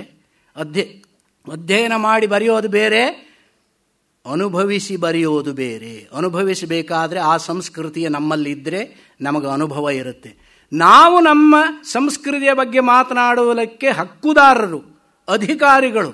ನಾವು ಹೇಳಬೇಕೇ ಹೊರತು ವೈದೇಶಿಕ ಒಬ್ಬ ಹೇಳಿದರೆ ಅದು ಎಷ್ಟು ಪ್ರಮಾಣವಾಗುತ್ತೆ. ಆದರೆ ನಮ್ಮವರಿಗೆಲ್ಲ ಅಲ್ಲಿಂದ ಬಂದ್ರೇನೇ ತೀರ್ಥ. ಇದು ನಮ್ಮ ದೌರ್ಭಾಗ್ಯ. ನಮ್ಮ ವೇದದಲ್ಲಿ ಏನು ಹೇಳಿದೆ ಅಂತ ಕೇಳಿದರೆ ಅದನ್ನು ನೋಡಿ ಮ್ಯಾಕ್ಸಿಮಲ್ ಟ್ರಾನ್ಸ್ಲೇಷನ್ ಮಾಡಿದ್ದಾನೆ. ಅಪವ್ಯಾಖ್ಯಾನಗಳು ಬೇಕಾದಷ್ಟು ಮಾಡಿದ್ದಾನೆ, 100 ಕಡೆಯಲ್ಲಿ ಸಿಗುತ್ತೆ. ನೇತಿ ನೇತಿ ಅನ್ನುವಂಥ ಒಂದು ನಿಷೇಧ ವಾಕ್ಯ ಉಪನಿಷತ್ತಿನಲ್ಲಿದೆ. ಪರಮಾತ್ಮ ಸ್ವರೂಪವನ್ನು ವಿವರಣೆ ಮಾಡುವಂತಹ ಒಂದು ವಾಕ್ಯ. ನ ಇತಿ ನ ಇತಿ ಅಂತ ಹೇಳಿದರೆ, ಇತಿ ಅನ್ನೋ ಶಬ್ದಕ್ಕೆ ಏನರ್ಥ? ಏವಂ ಅಂದರೆ ಹೀಗೆ ಅನ್ನೋ ಅರ್ಥ. ಹೀಗೆ ಅಂತ ಹೇಳಬೇಕಾದ್ರೆ ನಾವು ಏನನ್ನಾದರೂ ತೋರಿಸ್ಬೇಕು. ಅದು ಹೀಗೆ ಅಂದರೆ ವಸ್ತು. ಆ ವಸ್ತುವನ್ನು ತೋರಿಸಿ ಆ ವಸ್ತು ಇದು ಬ್ರಹ್ಮವಲ್ಲ, ಇದು ಬ್ರಹ್ಮವಲ್ಲ. ಪ್ರಪಂಚದಲ್ಲಿ ಎಷ್ಟು ವಸ್ತು ಇದೆಯೋ ಅದೆಲ್ಲ ವಸ್ತುವನ್ನು ನೀವು ಮುಂದೆ ತಂದು ಇಟ್ಟು ಕೇಳಿದಾಗ ಇದು ಅಲ್ಲ, ಇದು ಅಲ್ಲ, ಇದು ಅಲ್ಲ ಅಂತ ಹೇಳಿದಾಗ ನಿಮಗೇನು ಗೊತ್ತಾಗುತ್ತೆ? ಅಲ್ಲ ಸ್ವಾಮಿ, ಬ್ರಹ್ಮನನ್ನ ಸ್ವರೂಪ ಏನು ಅಂತ ಹೇಳಿ ಅಂದರೆ ಇದಲ್ಲ, ಇದಲ್ಲ, ಇದಲ್ಲ ಅಂತ ಹೇಳ್ತಾ ಇದ್ದೀರಲ್ಲ, ಮತ್ಯಾವುದು ಅಂತ ಹೇಳುವ ಶಬ್ದಕ್ಕೆ ಸಾಮರ್ಥ್ಯವಿಲ್ಲ. ನಿಮಗೆ ಗೊತ್ತಾಗಿದ್ದೇನೋ ಇದಿಷ್ಟಕ್ಕಿಂತ ಬೇರೆ ಆಗಿದ್ದು ಬ್ರಹ್ಮತತ್ವ ಅಂತ ಗೊತ್ತಾಗುತ್ತೋ ಇಲ್ವ? 3 ಜನ ಒಂದು ರೂಮ್ನಲ್ಲಿ ಇರ್ತಾರಪ್ಪ, ಕಳ್ಳತನ ಆಗಿಬಿಡುತ್ತೆ, ಪೊಲೀಸ್ ಕಂಪ್ಲೇಂಟ್ ಆಗುತ್ತೆ, ಪೊಲೀಸ್ನವರು ಎನ್ಕ್ವೈರಿ ಮಾಡ್ತಾರೆ. ಎನ್ಕ್ವೈರಿ ಮಾಡಿದಾಗ ಇವನಲ್ಲ ನಿರ್ಧಾರವಾಗಿಬಿಡುತ್ತೆ. ಆವಾಗ ಪೊಲೀಸರಿಗೆ ಏನು ನಿರ್ಣಯ ಮಾಡ್ತಾರೆ? ಇವರು 3 ಜನ ಅಲ್ಲದೆ ಇನ್ನೊಬ್ಬ ಅನ್ನುವಂಥ ನಿರ್ಣಯಕ್ಕೆ ಬರ್ತಾರೆ. ಅವನನ್ನು ಹುಡುಕಬೇಕು. ಆನಂತರದಲ್ಲಿ ಇನ್ನೊಬ್ಬ ಅಂತ ಒಂದು ಗೊತ್ತಾಯಿತು ತಾನೆ. ಈಗ ಇಲ್ಲಿರುವಂತಹ ಪ್ರಪಂಚದಲ್ಲಿರುವಂತಹ ತತ್ವಗಳು ಯಾವುದು? ಬ್ರಹ್ಮತತ್ವವಲ್ಲ. ನೇತಿ ನೇತಿ ನೇತಿ ನೇತಿ. ಇದಕ್ಕಿಂತ ಬೇರೆಯಾದದ್ದು ಬ್ರಹ್ಮತತ್ವ ಅಂತ ಅರ್ಥವಾಗುತ್ತೋ ಇಲ್ವೋ? ಅದನ್ನು ಹುಡುಕಬೇಕು ನೀವು. ಹುಡುಕೊಡೋನು ಅವನಲ್ಲ. ಇಲ್ಲೇನೋ ಪೊಲೀಸ್ನವ್ರು ಹುಡ್ಕೊಡ್ತಾರೇನೋ ಅಂತಿದ್ರೆ ಇಲ್ಲಿ ಯಾವ ಪೊಲೀಸು ಬರೋಲ್ಲ ಹುಡ್ಕೊಡೋದಕ್ಕೆ. ಆತ್ಮಸತ್ವವನ್ನು ನಾವೇ ಹುಡ್ಕೋಬೇಕು. ಯಾಕೆ? ನಂದೇ ಆತ್ಮಸ್ವರೂಪ, ನಾನೇ ಹುಡ್ಕೋಬೇಕು. ಇದು ನಮ್ಮಲ್ಲಿರುವಂತಹದ್ದು. ನೇತಿ ನೇತಿ ಎನ್ನುವಂತಹ ವಾಕ್ಯಕ್ಕೆ ಈ ರೀತಿಯಾದ ವ್ಯಾಖ್ಯಾನ, ಸರಿಯಾದ ವ್ಯಾಖ್ಯಾನ ಎಲ್ಲ ಭಾಷ್ಯಕಾರರು ಹೀಗೆ ಮಾಡ್ಕೊಂಡು ಹೋಗಿದ್ದಾರೆ. ಆ ವೈದೇಶಿಕ ಒಬ್ಬ ಜರ್ಮನಿಯವನು, ಅವನಿಗೆ ಯಾವ ಸಂಸ್ಕಾರ, ನೇತಿನಾ ಇತಿ ಅಂತ ಅರ್ಥ ಮಾಡಿಬಿಟ್ಟ. ನೇತಿನಾ, ಇದು ಹೀಗಲ್ಲ ಅಂತಲ್ಲ ಅಂತ. ಅಂದ್ರೆ ಏನು ಅರ್ಥ ಆಯಿತು?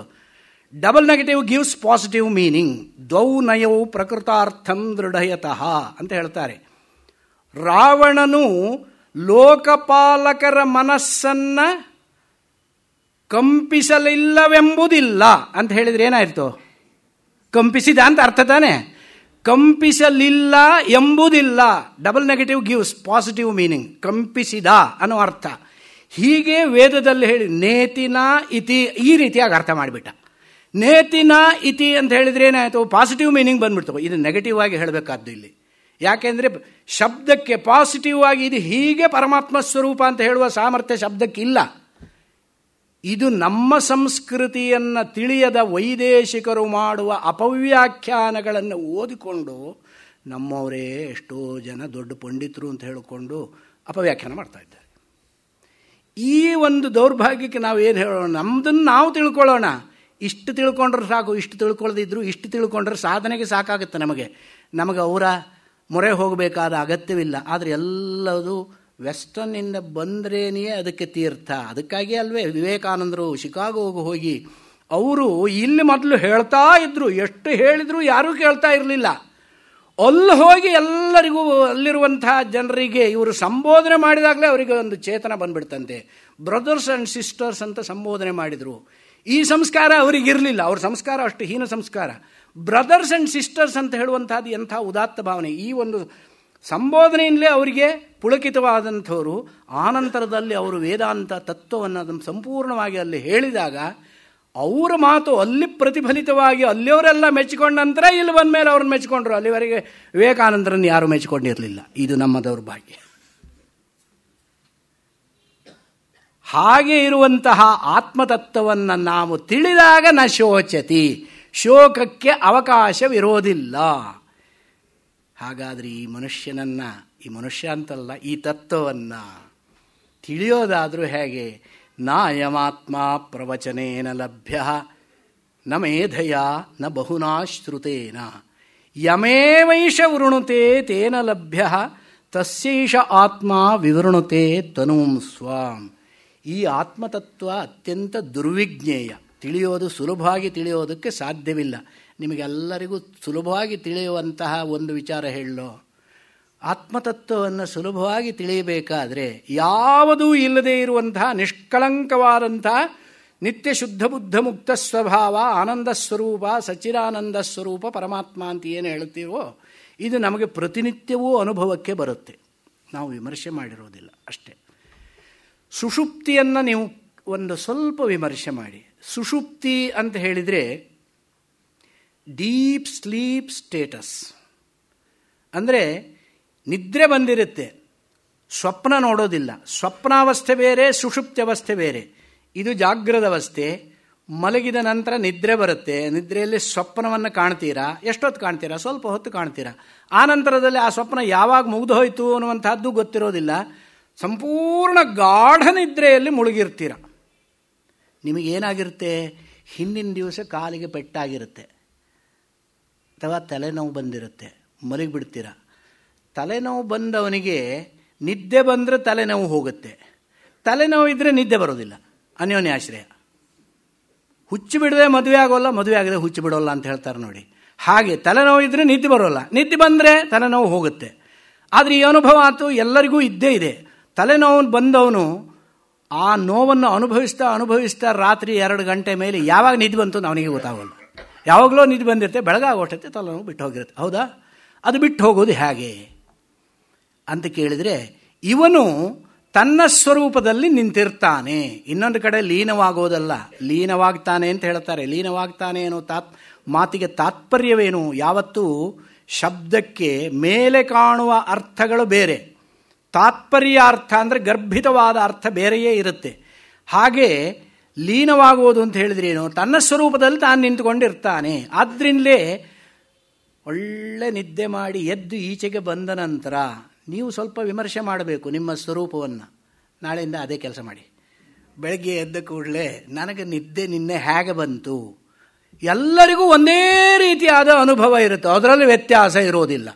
ಸ್ವಪ್ನದಲ್ಲಿ ಅನುಭವ ವ್ಯತ್ಯಾಸವಿರುತ್ತೆ, ಜಾಗ್ರತ್ತಿನಲ್ಲಿ ಅನುಭವ ವ್ಯತ್ಯಾಸವಿರುತ್ತೆ, ಸುಷುಪ್ತಿಯಲ್ಲಿ ವ್ಯತ್ಯಾಸವಿರೋದಿಲ್ಲ. ಅದೇ ನಮ್ಮದು ನಿಮ್ಮದು ಎಲ್ಲರದ್ದು ಆತ್ಮ ಒಂದು ಅನ್ನೋದಕ್ಕೆ ಸಾಕ್ಷಿ. ಎಲ್ಲರ ಅನುಭವ ಹೇಗಿರುತ್ತೆ? ಸುಖಮಹಮಸ್ವಾಪ್ಸಂ ನ ಕಿಂಚಿದವೇದಿಶಂ. ಚೆನ್ನಾಗಿ ನಿದ್ದೆ ಮಾಡಿದೆ, ಚೆನ್ನಾಗಿ ಶಬ್ದ ಇದೆ. ಚೆನ್ನಾಗಿ ನಿದ್ದೆ ಮಾಡೋದು ಅಂದ್ರೇನು?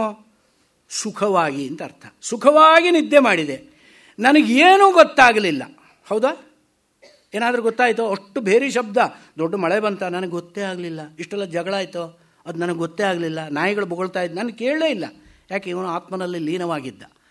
ಆತ್ಮನಲ್ಲಿ ಲೀನವಾದಷ್ಟು ಹೊತ್ತು ಅವನ ದೇಹದಲ್ಲಿರುವ ನೋವು ಮಾಯವಾಗಿತ್ತು, ಅವನಿಗಿರೋದಿಲ್ಲ. ಯಾಕೆ? ಅವನ ದೇಹವನ್ನು ಬಿಟ್ಟಿತ್ತು. ಆತ್ಮ ದೇಹವನ್ನು ಬಿಟ್ಟಿತ್ತು, ಹೊರಗಡೆ ಹೋಗಿತ್ತು ಅಂತ ಅರ್ಥವಲ್ಲ. ದೇಹಕ್ಕೂ ಆತ್ಮಕ್ಕೂ ತಾದಾತ್ಮ ಬುದ್ಧಿ ಇರಲಿಲ್ಲ. ಹಾಗೆ ಇದ್ದಂತಹ ಆತ್ಮ ಯಾವ ರೂಪದಲ್ಲಿ ಇರ್ತಾನೆ? ಆತ್ಮನ ಸ್ವರೂಪವೇ ಆನಂದ ಸ್ವರೂಪ. ಆದ್ದರಿಂದ ಆನಂದವೇ ಸುಖಮಹಮಸ್ವಾಪ್ಸಂ ಅಂತ ಹೇಳೋದು. ಆದರೆ ನಮಗಿನ್ನೂ ಮುಕ್ತಿ ಆಗಿಲ್ಲ. ಮುಕ್ತಿ ಆಗಿಲ್ಲದೆ ಇರೋದ್ರಿಂದಲೇ ನ ಕಿಂಚಿದವೇದಿಶಂ, ನನಗೇನೂ ಗೊತ್ತಾಗಲಿಲ್ಲ. ಅಜ್ಞಾನ ಉಳ್ಕೊಂಡಿದೆ ಅಂತ ಅರ್ಥ. ಅಜ್ಞಾನ ಉಳ್ಕೊಂಡಿರೋದ್ರಿಂದಲೇ ನಮಗೇನೂ ಗೊತ್ತಾಗಲಿಲ್ಲ. ಆವಾಗಲೇ ಅಜ್ಞಾನ ಉಳ್ಕೊಂಡಿದೆ ಅನ್ನುವಂಥದ್ದು ಗೊತ್ತಾಗ್ಬಿಟ್ರೆ ಇವು ಮುಕ್ತನಾಗ್ತಾನೆ. ನಿದ್ದೆ ಮಾಡಿಬಿಟ್ರೆ ಮುಕ್ತಿ ಬಂದ್ಬಿಡುತ್ತೆ. ಸುಲಭವಾಗಿರ್ತಿತ್ತು ಹೀಗಿದ್ದಿದ್ರೆ.